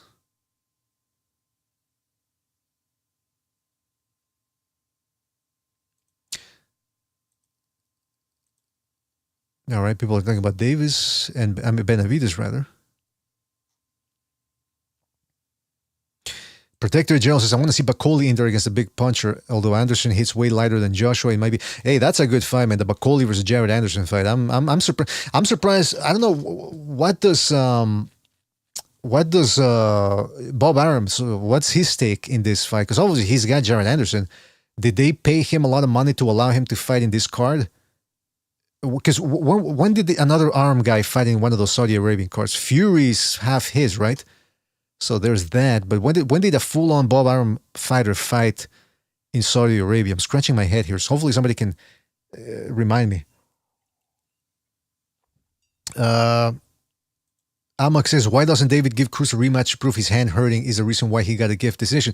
Well, that's also the PBC's problem there, or the PBC's fault, is that you could tell that for a while they wanted to set a rematch, and they were setting Isaac Cruz up to rematch Davis. But then again, they're all over the place. Heyman delegates power to promoters, but they don't have the power to make decisions. So it just never came to fruition. Then on top of that, they started losing networks, they started losing TV dates, and here we are now with the PBC, middle of the year, 6 months in, and we've only had 3 cards from them, one of which was co-promoted by Golden Boy Promotions. That was a Munguia Canelo fight. And we haven't had any free Amazon cards, and we haven't heard any announcements of anything else from the PBC post this Saturday. And then on top of that, they're losing fighters left and right, leaving the plantation. So yeah, it's not looking good for the PBC. I don't know if that Isaac Cruz rematch is really ever gonna play a factor. By the way, again, for the people that say, yeah, Tank Davis hurt his hand, how do you know he hurt his hand? In other words, why do you believe him when he says that? Fighters hurt their hands all the time. Fighters have swollen hands all the time because they're punching over a guy over and over. Doesn't mean he broke it. Doesn't mean he had a hairline fracture or anything like that. I'm not saying that the Tank Davis. I'm not saying that anyone that believes that he was injured in that fight is a Tank Davis fan. But I've seen a lot of Tank Davis fans on Twitter. Whenever you bring up the Isaac Cruz fight, they go, "Yeah, but he hurt his hand." And I'm thinking, how do you know? Was there ever any medical record to show it? Any X-rays to show that he had a fractured bone or something? If not, he's just doing what Joe Calzaghe was the same. Whenever he would have a good performance, like, man, I felt great. My training camp was great, blah, blah, blah. And then in the lead up to another fight, he'll say, yeah, my training camp's been great, blah, blah, blah. Then when he loses, when he would struggle or look bad, I hurt my hand, I didn't train properly. Some things came up in training. And it's a story of fighters' life. They'll always come up with excuses when it looked less than stellar. So, yeah, I don't buy this whole Tank Davis was injured against Isaac Cruz thing. He might have hurt his hand a little bit more than usual, more than just a little swelling. Maybe it physically hurt more, but I don't think there was anything. I don't think he was injured. He might have been hurt, but not injured. Okay, so I said we were going to watch a couple of the Frank Martin things there. And by the way, I have to do a general message too here that if we have to cut some clips off, because sometimes we get blocked when we play clips. In other words, the podcast might get blocked depending on some of the clips we played. So if that happens, we can edit them out. But if the episode gets too butchered to the point where nobody can see what's going on, I can always upload this episode over to BDA Clips. That's our secondary channel. So I'll let you guys know. Keep an eye out in the community section and in the Discord in case that happens. By the way, I'm surprised that the PBC never posted the entire Martin versus Hartunian fight on their official channel. Usually they do that on Fight Week to sort of promote a fight. They even when after Ryan Garcia beat Devin Haney, they were very quick to put the Tank Davis versus Ryan Garcia fight to sort of ride off the coattails of that. But here they never. I don't know. I'm surprised they never did that. Okay, so who is Frank Martin? Hold on a second. Let's give a... Well, this is a Rivera fight, so let's just watch him at his best here a little bit against Rivera, who looks like Julian Jackson in that fight. Let's fast forward a little bit here once the action got a little hot. See that now compare that? See, oh shit, hold on a second. No. We can't play replays because they take too long. But you will notice right off the bat that Frank Martin is quicker than Hector Luis Garcia and better technique too. Hector Luis Garcia, again, I really liked when he beat Chris Colbert, but that was on activity more than anything. He beat him up on activity. He slaps a lot too much with his shots, whereas Frank Martin, as you can see here, look at that left hand, boom. Better fundamentals. Sits down on his shots a little bit more. I'm not saying he's a perfect fighter. He can shuffle away, as you can see there. But he overcommits. See that? This is the last thing you want to do against Gervonta Davis. Overstepping, left foot leaving the ground, parallel shot. See that he's likely to run into something. And that's what Gervonta Davis, that's his modus operandi in the last couple of fights. Run around the ring, hypnotize you, frustrate you to the point where you overcommit, and then he catches you with something. Case in point, the Ryan Garcia fight.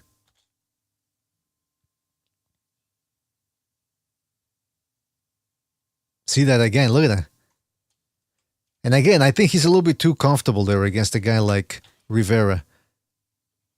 Taking these type of chances. Look at that. Lead rear hook. Excuse me, what am I talking about? Rear hook. No. Lead hook. But that's a slap. See, he's just using it to try to distract him for the left. But then it was a left to the body. Twists his body around way too much. And then the feet get a lot of tangle there. No. Big no-no. Big bozo no-no right there. Slapping with the left hand there. See, I don't like those slapping left hands. Yeah, I want to see him sit down on those shots, like right there. That was an upshot right there. I like how he goes to the body with the left hands, stabbing. Again, do you really want to trade with Davis like that? Sometimes, but not all the time. Guys, wouldn't it be interesting if Martin actually is the one that gets on the back foot more than Davis and says, hey, you come to me, fucker.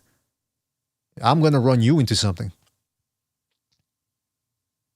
I will say that defensively, I do give Davis the edge, a slight edge, mind you, defensively, because Tank Davis does have a good ability to pick shots off with his hands. Let me just show you what I'm talking about. And again, the problem with Davis, my criticism of Davis is that he will get too much into defense and not enough offense and wait for one shot to bail him out. But when he does throw those single. I mean, when he does get on the defensive, it's still pretty good defense. Hold on, I'm gonna keep playing the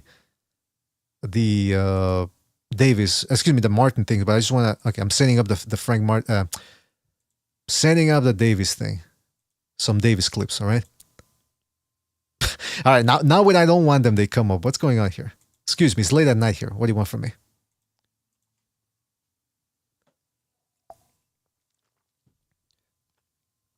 What do you guys think? Do you think Frank Martin's attack is likely to get him liable to run into something? He's very quick-fisted and very fast twitch muscles, very reaction. Look at that. See that? He can actually, whereas Hector Luis Garcia was slapping with counters, this guy is actually sitting down on that left hand a little more, yeah? But still, it wasn't anything to write home about. Gervonta Davis has better technique when it comes to throwing those shots. See that Frank Martin sometimes while he'll throw the left, he's sort of tapping with it. He wants to catch you and then just he's doing it very quick. He's touching to be able to get out of the way. He's not driving the punch through the way Gervonta Davis does. Although here, did you see that right hook? Remember Hector Luis Garcia was getting Davis with some right hooks. Do that. And he threw that right hook well. There again, look at the combinations. There you go. And you can tell he's got some mustard on those shots. Oh, isn't that illegal, by the way, the spinning, grabbing a guy by the back? That right there. Well, he's turning him, so he's doing it quickly. So that's why the ref isn't. Look at that. Good combos right there. Turning him again. Controlling him. Hold on a second. Controlling him there. He blinded him there upstairs with 2 jabs and then went downstairs. He tends to drop his hands a little bit though when he's throwing. In other words, he'll punch with one hand, like right there. He's got that right hand way too low. If he's too close to Davis and they both exchange left hands, it could be trouble. But here, I think is when he hurt. Yeah, look at that. So see, he's got mustard on his shots. Certainly more mustard than the featherweight and slapper Hector Luis Garcia. Oof! Look at that. See again, same left hand that we saw a couple of seconds earlier. Now, I wanted to show you what I was talking about in regards to Gervonta Davis's defense. This was early on against Barrios, and he's just playing defense here. Davis is, but you will note that he's got very quick reflexes. Staying at long range, you would figure that the taller guy would be able to keep Davis at the end of his shots, and he did tap him with some good shots, Barrios did. But see that Davis is very adept at using, see, he's blocking shots, using his hands to parry shots, leaning back, using his footwork to get out of the way. So he's using all the, like right there, for example. Hold on a second. He leans back away from the left, and then see that he parries the jab and moves. Again, hey, but see what I'm talking about? He saves space. See that? See how he's leaning way too much to his right side, and then he didn't get hit here. He parried the shot, but he's leaning so much onto his right side that look at his ass. See how he's doing? It looks like he's doing the hula hula, and then he stumbles back. Bad footwork. Again, we saw how quick-fisted and heavy-handed Martin can be when he wants to. Again, if he trades with Martin, it might not with Davis. It might not just be Martin that's in danger. Davis is in danger too. But again, I just wanted to illustrate that Davis, though, is, look at, see another parry there. Another parry there.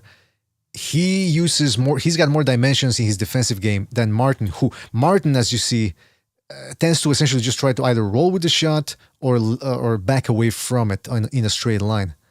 Now, we've seen enough of this Rivera fight. Let's look at the Hartunian fight. And Hartunian was doing something very smart in that fight, by the way. He was leading with hooks upstairs, and then he would switch the angle at the last minute and turn it into an uppercut to the body. And you could tell that they were getting to Frank Martin in that fight. And by the way, in this fight, because of the timing of Hartunian and the combination punching and the feints, all of a sudden Frank Martin didn't look as quick as he did against Rivera. Against Rivera, he looked like a lighter version of Pernell Whitaker. a little less genius. But here he looked normal. And see, that's because Hartunian is very, good technique, not wasting many punches, not telegraphing them.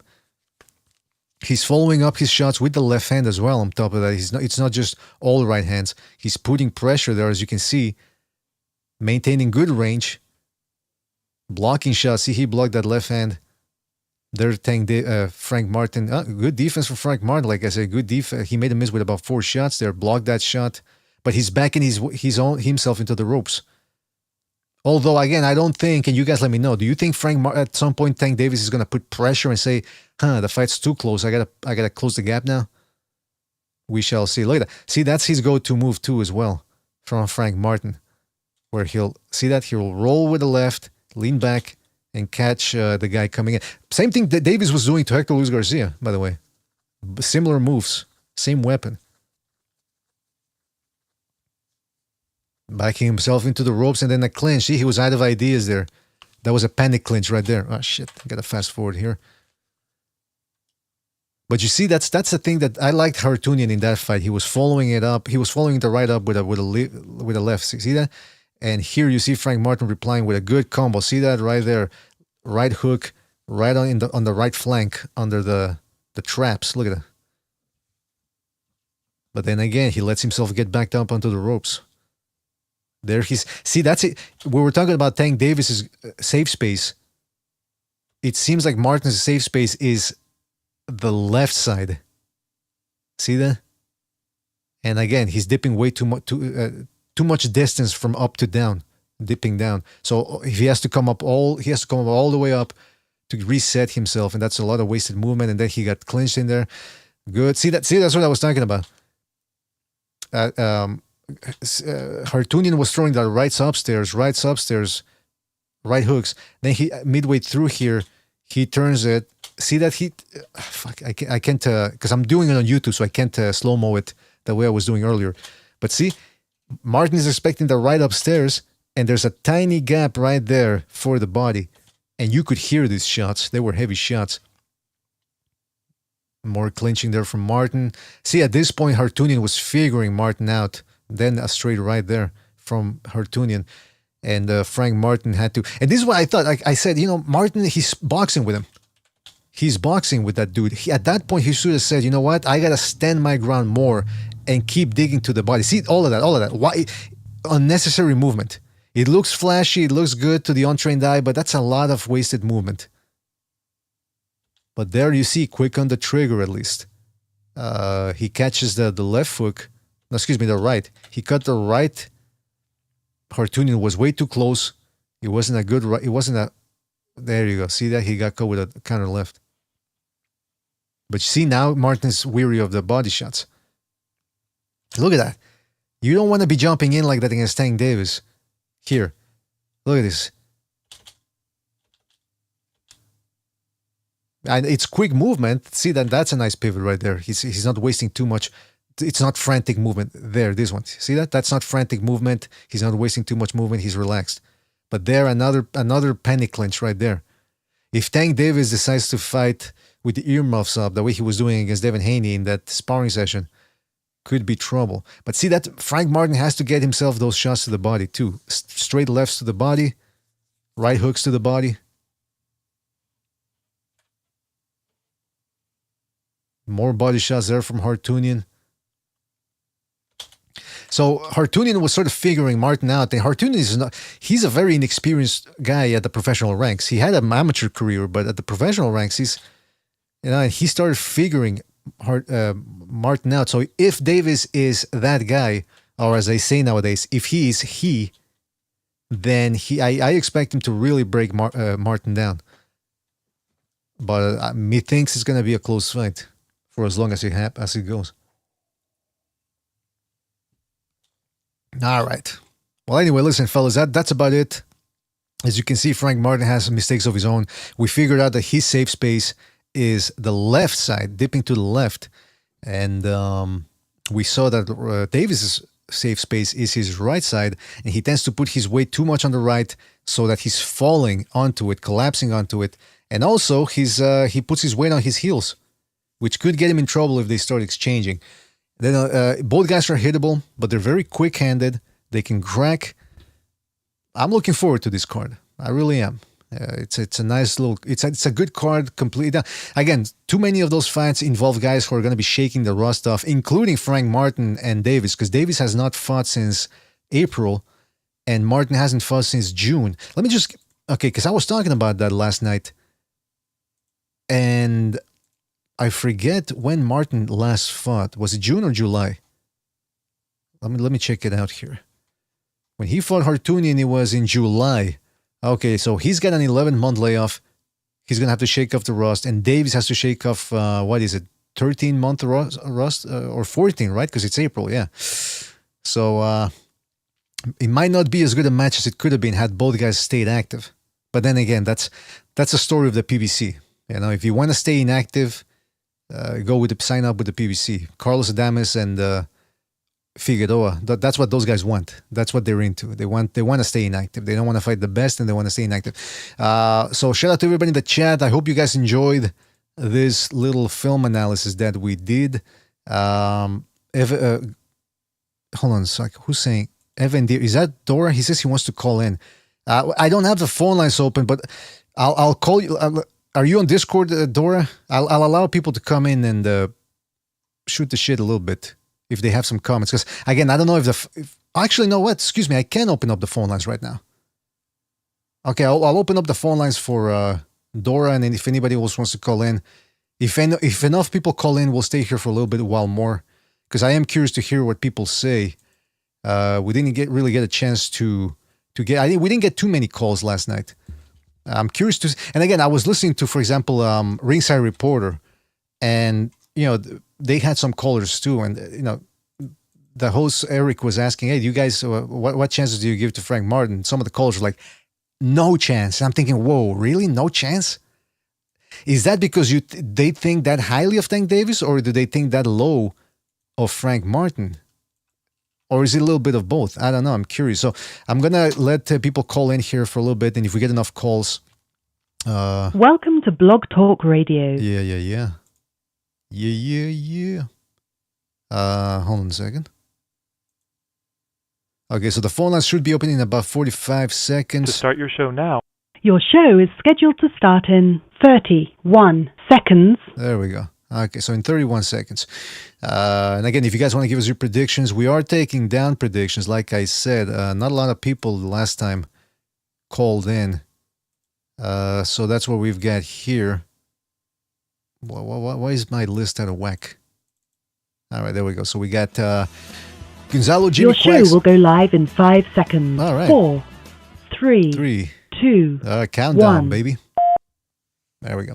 So we got Lalo Soto, Recognized Solvers, Quacks, Jimmy, and Gonzalo. Those are the predictions we have. Oh, and actually, my prediction, I haven't given mine yet. I might give it at the end before I leave here. But I do want to I want to confer with people, see what they think about this fight. And again, it's not that I think that highly of Martin either, but I don't think that highly of Gervonta Davis. I mean, he's a good fighter, don't get me wrong. And one can only wonder what he could have done had he stayed active against solid opposition. But he's 29 years old, and he's been fighting guys that you know. I mean, he's a 6-1 favorite going into the Martin fight. So what does that tell you? Let's go to the phone lines. Dora, are you there? Yeah, can you hear me or what? Yes, I can hear you, man. What's up? Yo. All right, cool. So I got Stank by stoppage round 7 through 9. Yeah, Frank Martin's cool. You know, I'm rooting for him. He's from Indianapolis and all that, but he doesn't have the experience or anything like that to really go with Tank Davis. He's defensively flawed. He struggled with a pretty good fighter, Hartunian, but definitely not elite or like higher level. He's definitely not like a top 5 lightweight, and he arguably lost that fight. So yeah, it's kind of like a shit fight. I'm really interested to see what Vostok has left against Benavidez in the landscape at 175 more than I am at 135. Because is Stank really going to fight anybody after Frank Martin? He's going to go on another year layoff and piss his prime away, you know. So I'm just going to make it clear, you know, Stank will win by knockout 7 through 9. You know, I got to thank you for going live. I've been sick, you know, recently. I've been drinking too much alcohol and my sleep schedule's been fucked up. Oh. You know, sleeping under Bucho's bed, seeing all those Chinese flags in his room, you know, it's been stressing me out a lot. I don't know where this is going. Yeah. been really tough. But by the way, that's all I had to say. hold on, So I wanted to Tank ask in you. 17. Oh, what'd you say? I wanted to ask you. Okay, so you're saying, just to clarify, you're saying Tank Davis 7th-round stoppage, right? Yeah, anywhere from 7 through 9, 7, 8, or 9, something like that. Yeah. Now, here's my question then. Here's my question. Do you expect it, up to that point, do you expect it to be a competitive fight? Not really, unless Frank Martin steps on him early and gets to him early. I don't really see it being that much competitive at all, really. Or see it being that competitive. I can't fucking speak. I'm really fucked up right now. I've had like 4 tall boys today. But yeah, it's not going to be competitive. This is a mismatch, unfortunately. I'm rooting for Frank, but he's not winning this. So even if Davis will be in control. So even if Tank Davis doesn't stop him, you expect him to win the decision? Yeah, dominantly. All right. And the LGBT are going to be kissing his beanbag, talking about how great of a performance it was. And we're going to have to hear about it for months, and it's going to fucking suck. So, yeah, those guys lick all the way across the taint. That's what they do. Yeah, all they right. do. They're taint likers. They're all right. Yeah, this be good. Brown boy BBA. You know. All right, take it easy there, Doris. Take it easy with the drinking, by the way. It's not good, man. Like you said, it screws up your sleeping patterns. What else? Oh, yeah, so that's what we've got there. I'll leave this open for another 5 minutes. I'm very tempted to go with Frank Martin by upset decision. I know Gonzalo also went the same way with that. But again, there's a couple of X factors here. I don't know the type of wherewithal that Martin has. I don't know if he's going to get tired down the stretch, if the moment's going to get to him and it's going to drain him. I don't know how he's going to handle the power. I don't know how he's going to handle the southpaw. So based on the fact that I see Tank Davis struggling with a light-fisted Hector Luis Garcia, made me give Martin a bit of a shot. But again, there's multiple X factors with Frank Martin that I just don't know what's going to happen. And in regards to the Benavidez fight, Dora touched on that a little bit. All I can say about that is that if this was a prime Gvozdyk, of course I would pick him. Now, I'm not saying that I would pick him to dominate Benavidez, but I think Benavidez fighting at this weight, his punching power it could go both ways. His punching power could improve now that he's not draining himself to make 168, or it could be one of those things where all of a sudden he can't hurt guys anymore, or as easily as he could at 168. So it's going to be interesting to see what happens. Gvozdyk has better footwork than Caleb Plant. He has better footwork than Caleb Plant. Some people can say, well, wait, what did you say? Caleb Plant has faster feet. Yeah, he's more athletic, more explosive. But the guy who has the better footwork, the guy who's not off balance as often, the guy who doesn't need to back his way all the way onto the ropes and then clinch to slow the action down, that's Gvozdyk. And he's got some deft footwork to keep people spinning, some good pivots. Before I go, I can just show you what I'm talking about instead of talking about it real quick. But before I do that, let me just read a couple of super chats here. Shout out to Chris K for his contribution with the super chat. I don't know why that's playing twice there. He says Teo versus Davis might be a snooze fest. Yeah, it might be, man. It might be that. But I don't even know if that fight's ever going to happen. I don't know why we would mention that. But shout out to Chris K. Shout out to Double L, who says tanked by KO in the 8th. Franklin Martin is a nobody. All right. Let me write that down. Double L says tank 8th round stoppage. Very possible. Very possible.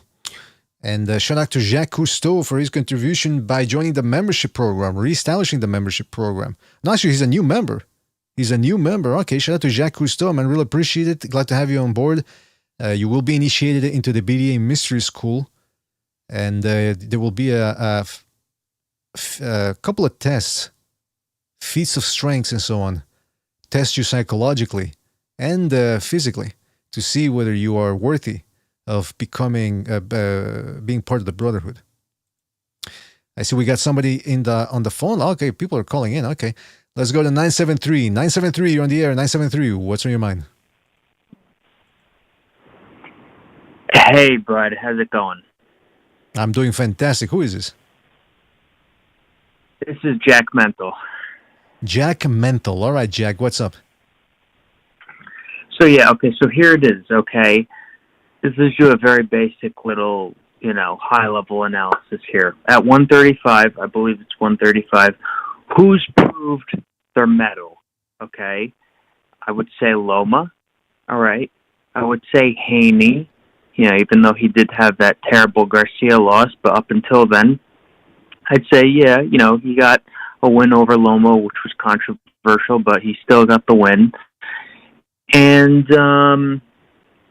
there's somebody else there. There's Loma. Teo, right? Teo. I mean, these guys...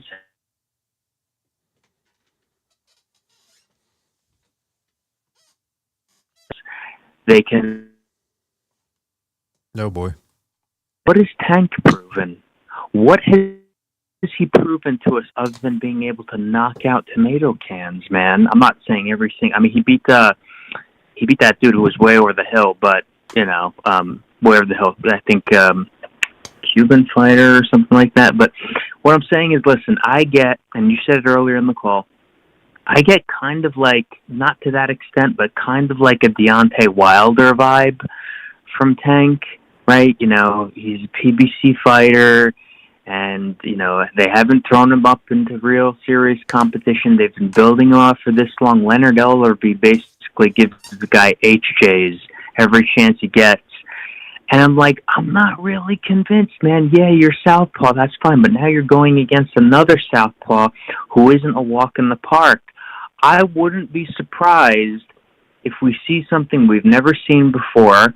Okay, Tank already broke his hand on Cruz's skull, and it was running around for a few of the rounds at the end. It was arguable that, he could have possibly lost it if it went a few more rounds, but I don't know, man. I'm not convinced with the level of competition he's faced until now, and I really think it's possible Martin might show us something we've never seen before. He might win a points decision. But that other dude that just called earlier saying he was drunk and shit, I mean, yeah, he was drunk. He was drunk on Tank's milkshake. That's what he was drunk on. I mean, come on, dude. And Vosdik, I think Vozdik's broken. Okay, Artur Beterbiev, the buzzsaw, cut through him. It's over, okay? You should have stayed in retirement. You've been broken, okay? Now he's going to go up against Benavidez, who's kind of like, another buzzsaw in a way, not to the extent of Beterbiev, I wouldn't say, but he's certainly somebody who's going to press you and who's going to steamroll you. Does Vosdik have the agility? He probably still has the IQ, but does he have what it takes to put up a fight, get out of the way?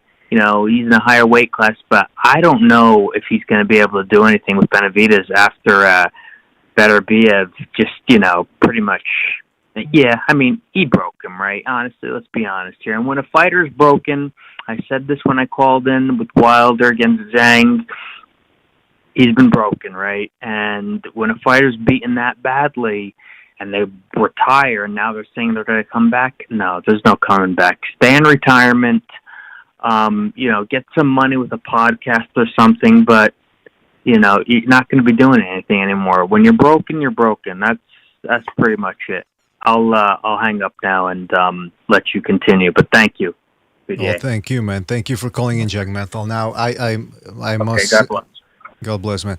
I must say, I'm surprised people are calling in because I didn't put the number up. I didn't put the number up, and I did put it up, but not on this screen. I just put it up in the other one. So let me just... Okay, so what I'm going to be doing is, you guys see that there's a ticker there in the upper part of your screen. I'm going to put the number there, all right? And then every once in a while, I'll alternate and I'll put it up on the big screen. But okay, I'll put it up in the chat here. That's the number to call in. And then on the ticker, I'm about to put it in here. Fuck. Give me 2 seconds here, fellas. And by the way, I wouldn't say that Dora, he was before the last caller. I don't think he's drinking the milkshakes because he's not a Tank Davis fan, but he might be drinking the Kool-Aid in regards to how good he thinks Tank Davis is. Maybe that's for sure. All right, so the number's there in the chat, and then it's going to be up here in the ticker. Actually, the ticker's moving way too slow, so I'm going to erase the a part here so that it's actually faster. There we go. There's a number right there in the upper portion of your screen. There we go. All right. What else was I going to say? Oh, we got callers. All right, so let's get to the callers here. We got some people waiting. Let's go to 404. 404, you're on the air. 404, what's on your mind? Yo, can you hear me? Yeah, I can hear you, man. What's up? Well, I think he has the power the technique too.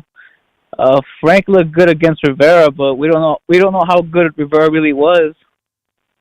Then again, that was 11 months ago, you said? The Rivera fight was in 2022, actually. The Hartunian fight was in July 2023. Oh, okay, yeah, but Frank fought again last year, right? In 2023? Yes, against Hartunian. Good, right? Was that?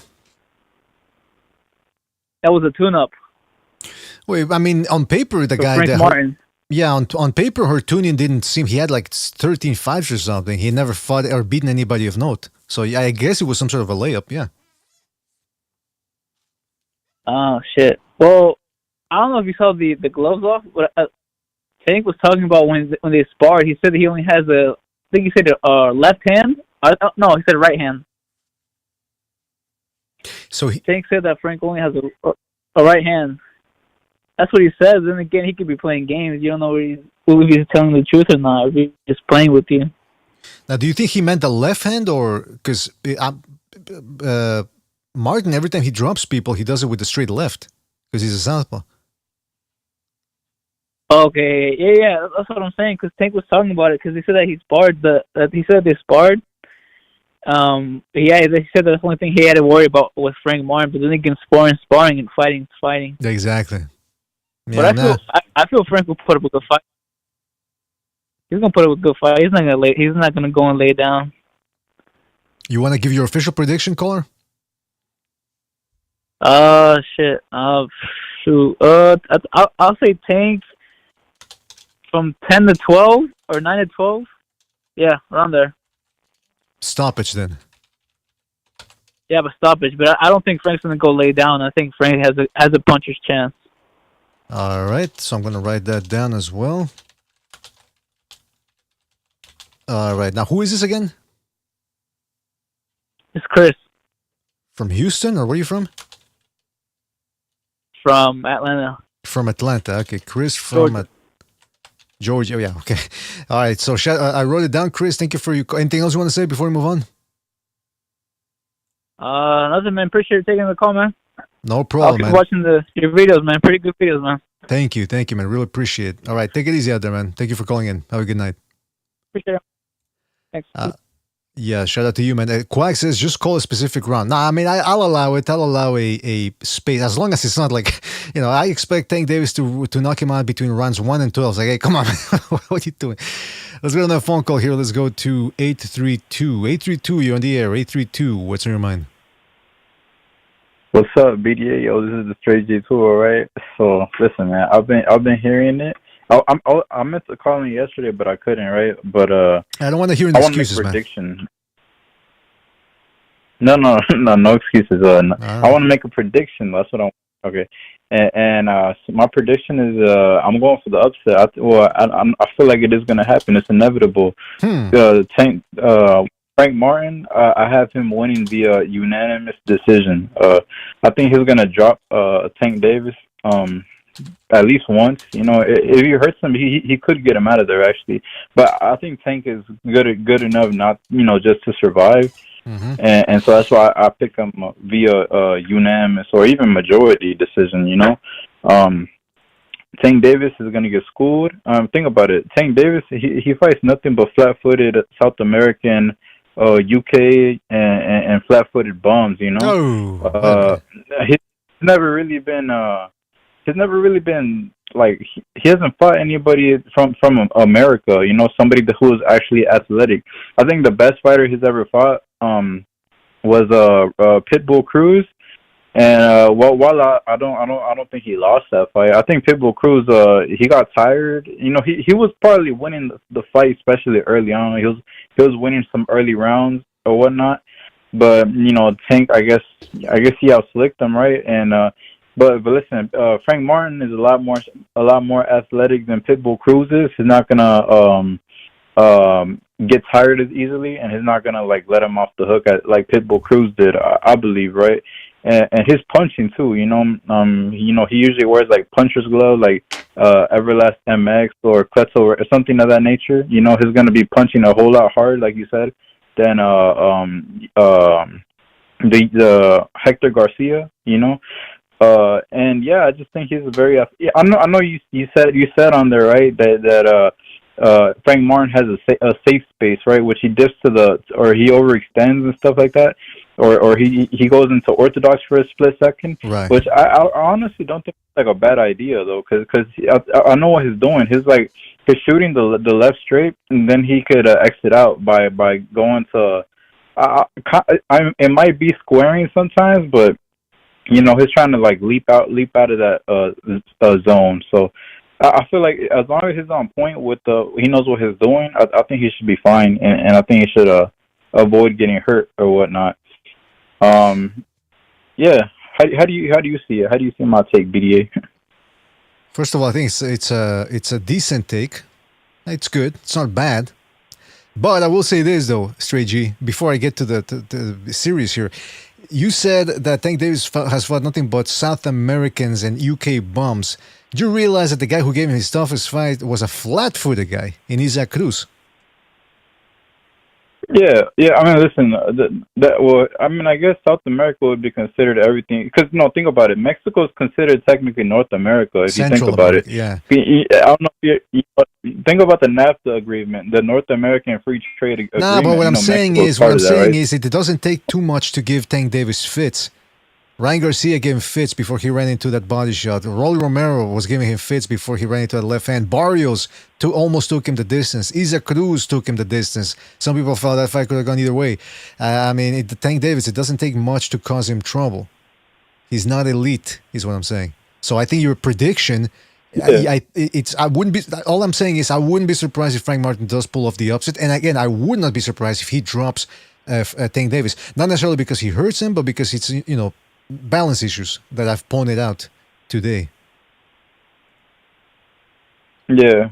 And one thing I kind of like disagree with you about, which, listen, I know some people may hate Tank Davis or whatever, but like, and I'm not saying you, right? Because I think you're really fair. You're probably like the most fairest guy on YouTube. The fairest. Yeah, that's right. That's right. Wait a minute, fairest. But when he fought Pitbull Cruz, I remember watching that fight live, and I was like, "Yo, he's not throwing his left." Like, it was kind of obvious. Like, when Shakur Stevenson fought Edwin Dos, like I knew he was scared. That had nothing to do with the hurt hand, bro. But when Tank Davis fought Pitbull, I kind of give him the benefit of the doubt, only because I did see his hand kind of shaking, like in the right after in the. Can I just say something real quick? Excuse me. Sorry to interrupt you, Straight G. My OCD is kicking up. I didn't mean to say fairest, because fairest, that's like the most pretty or renowned or peaceful. That's not what I meant. I meant to say the most fair, the most balanced. But sorry to interrupt you, Straight G. What were you saying? So like when he fought Pitbull Cruz, right? I kind of do give him the benefit of the doubt, because if you look at that post-fight interview, like his hand was kind of shaking up in the air. So and he wasn't throwing it past like a certain round. It was kind of obvious with that one that maybe. Come on. Listen, it probably wasn't broken. No. Hear me out though. It probably wasn't broken, BDA, but like there probably was. I would believe that a lot more than like before. I would believe somebody like some other fighter like Shakur or something like that. So, but I mean, and then in any other fight, he does throw it a lot more than he did. Especially like if it goes past a certain round, he still would throw it.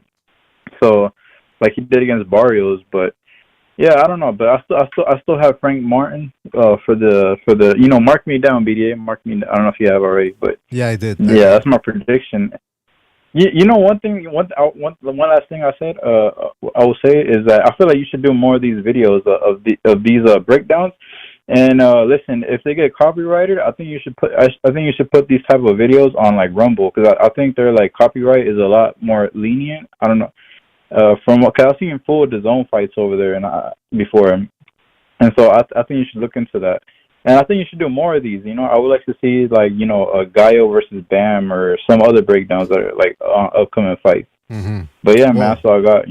Well, thank you, Stray G. I appreciate that, and I'll try to see. Yeah, this break again. YouTube, it's a pain in the rear end to do any type of a film analysis. People with it. So I'll see. Maybe on Rumble if we get enough people over there, that's something that we could look into. For the moment, Rumble is for the second Renaissance only.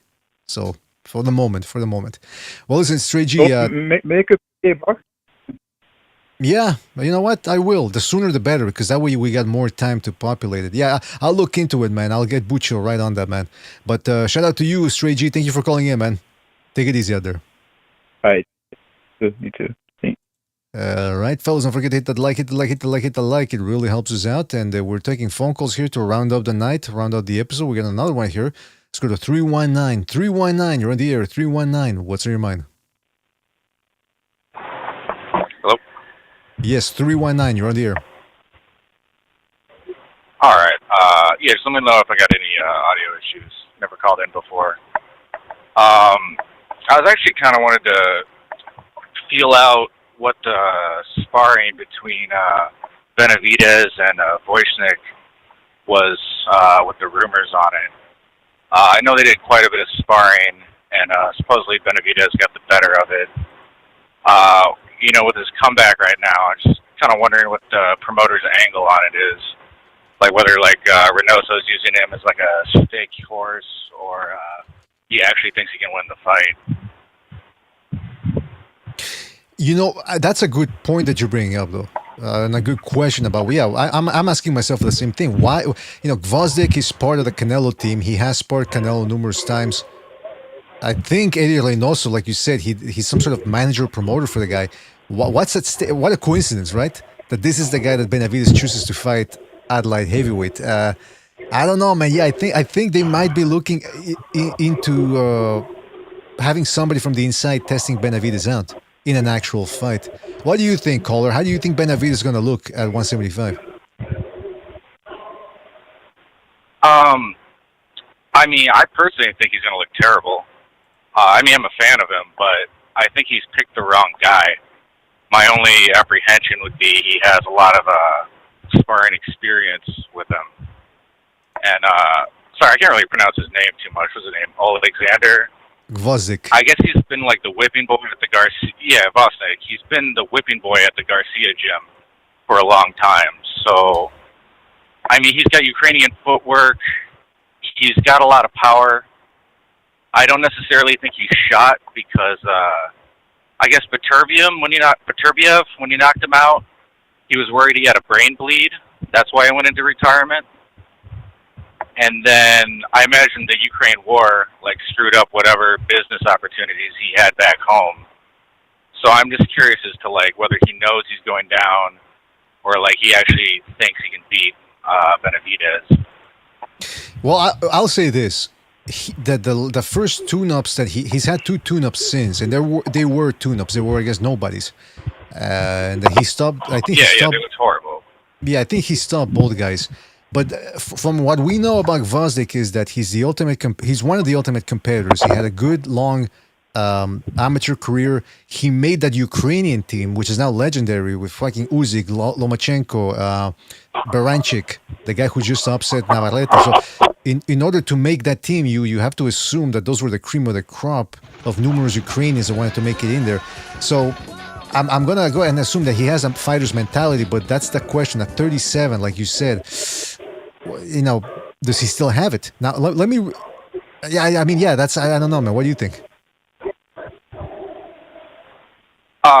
Yeah, I mean, he looks like he's in good shape. Doesn't seem to be drinking his life away. Austin, can I make a prediction he's going to pull a decision out of this? Because with his footwork, I don't think Benavidez should be able to walk him down. Wait. You're saying Gvozdyk is going to decision Benavidez? Yeah, I think I could see him winning a decision if he just uses a lot of lateral movement and just sidesteps Benavidez when he comes in. I know Benavidez is working on his footwork with Rigondeaux and some other celebrities in his camp, but like I said, I don't think Benavidez is going to have the power to just square up on him. Like, he just takes a step back and then he can just shoot when he wants. All right, so who is this? Because I got to write down the prediction. Well, what do I write down for your name or nickname? Oh, this is Jacques Cousteau. Oh, this is Jacques and Cousteau. Then, right. yeah, you put me down for Tank. Yeah, put me down for Tank winning round 9. I think he'll probably be pretty lazy, and then he'll realize he'll be behind on points, and he'll have to go to the body on Martin probably. All right. I mean, I like Martin, but that performance he had against Artunian, who was literally looked pretty bad. Yeah, it doesn't fill me with that much confidence. I'm going back and forth with this decision, I got to tell you.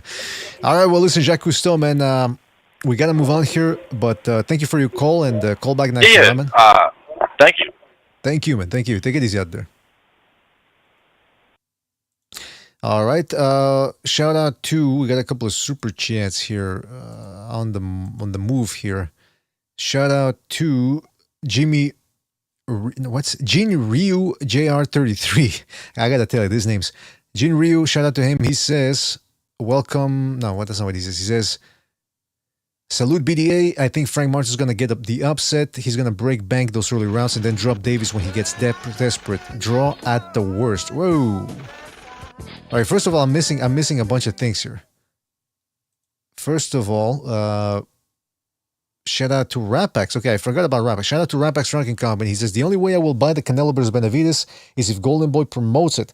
The Benavidez image can only be salvaged by Oscar De La Hoya. Well, apparently they met, didn't they? Briefly? I don't know what they would have discussed, but don't forget, man, Benavidez is now with this is his last fight with the PBC. So seeing how it's a sinking ship, he might as well just cut loose and get himself on a lifeboat and say, you know what, adios. But then again, he's got Samson Lukowicz, who's got the Heyman connection. So he's probably, I don't know what he's whispering in Benavidez' ear, like, no, we got to stay with Al. We got to stay with Al. He's the one that makes the magic happen. I don't know. But shout out to Rapax. Shout out to Amak for his contribution with the super chat. He says, Frank gift decision versus a tune-up Martin.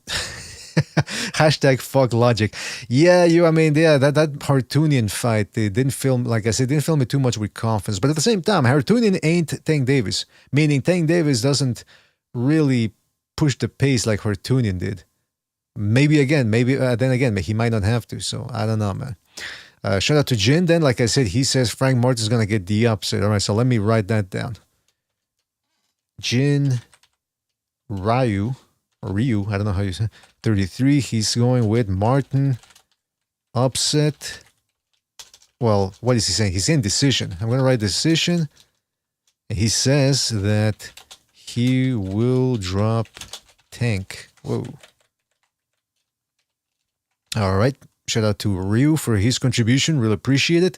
And shout out to Chris K for his contribution to the Super Chat. He says, Canelo versus Gvozdyk, September 2024, inaugural 175-pound Saudi belt. Hey, that doesn't sound like a bad idea. That sounds plausible. Shout out to Chris K for his contribution to the Super Chat. Yeah, I'm thinking about that. I don't know if that Crawford fight really happens. Maybe it's Gvozdyk beats Benavidez and then boom, those two guys get together. All right, let's go to the phone call here. Let's go to 737. 737, you're on the air. 737, what's on your mind? Yo, what's up? I Yes. just wanted to say, I got tanked by a decision. Uh-huh. And I think it's going to be a pretty boring fight, to be honest with you. Oh. I think they're just both going to be each other. And especially because of the ring rust, too. Like, they're both going to be used to getting used to the pressure of a big fight again. And then for Benavidez, Gvozdyk, I heard Benavidez has a cut that he got at the beginning of camp. And that's why he wasn't like brand rivals or something. But I heard that he had a cut, and so like I don't know, that could affect the fight. But if it doesn't, I see it being like a really difficult fight. But I see Benavidez getting a stoppage later on once he closes that distance, just because Gvozdyk has no inside game. Yeah, hey, that's a good point, man. He doesn't really have an inside game. Once you get past those long 1-2s or that mid-range, he's... Then again, Benavidez is going to have to get past those shots, so it's going to be interesting to see if he can. You said Benavidez by what? By stoppage? Yeah, by stoppage in the later rounds. And who is this? Gus from Austin, Texas. Gus. All right, Gus. I got you down for Benavidez stoppage, later rounds, and Tank by decision. Anything else you want to mention before we move on? No, that's it. All right, man. Shout out to you, man. Thank you for calling in. Catch you in the next one, man. Take it easy out there. All right. So we got a couple of calls there to round up the show. And yeah, man, listen, I mean, one of the guys that Benavidez, I can't play too many Gvozdyk clips, though, because Top Rank really is I'm a stickler for that. But when Benavidez fought Ronald Ellis, he got hit with a couple of jabs. Benavidez is not a big jabber. Once I watched this fight, I realized. And first of all, look at this. He steps in there. What a weird body type, by the way. After we just saw Frank Martin and Tank Davis, both guys are like under 5'6" or 5'7". Then you look at this alien. All right, so see how he's jabbing, stepping in, but see how he continues to move right after the jab, dropping his hands. So he's letting the momentum carry him forward, hands down, and he eats a jab there. And that's we want to talk about safe spaces. This is Benavidez' safe space, leaning back. Either that or he puts up the earmuffs and then leans back. See that? And there's no rhythm. He's just standing there, hands down. See, he tried to lean back. Look at his feet too. He squared up, feet parallel, and as soon as he gets hit, safe space. Let me go back here, lean back. What if Gvozdyk hits him with the jab, takes a little step back, forces him to not only just a little step back, but a little step around, forcing Benavidez to reset, but without running. In other words, Gvozdyk doesn't need to run all the way to the ropes like Caleb Plant was doing. See that again. Jab, over. See, he's lifting that rear leg up, over-committing, over-leaning forward. So all Ellis has to do is take a little step back, lean back counter with that jab. Catches. Now, Benavidez does have very good reflexes, though. Because see, as soon as he missed and he was out of position, he really did try to lean back away from the shot, but he still caught it in the face. Same thing here, same thing here.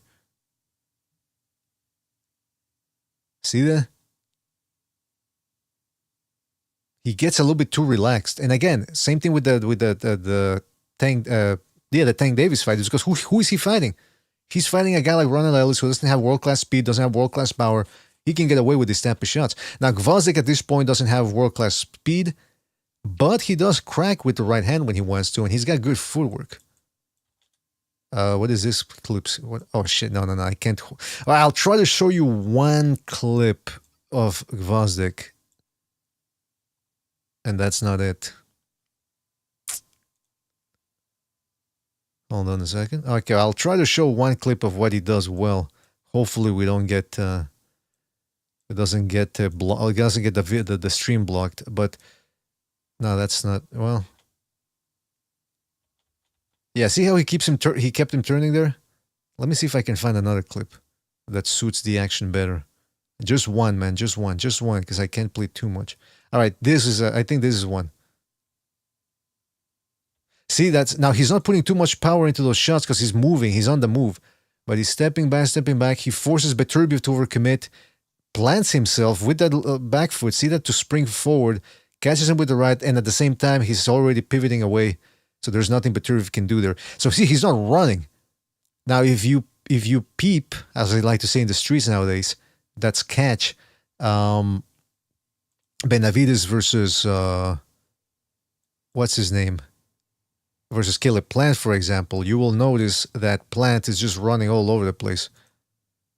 Instead of staying planted, no pun intended. Like, see, or he just goes for the clinch. Let's see if I can find. Well, see, okay, now see, that's okay.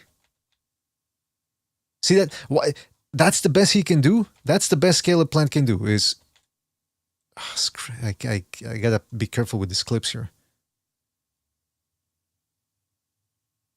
Like here, he makes a miss. See again, Benavides overcommitting with that pot shot. He brings his guard up, but he transitions well from offense to defense.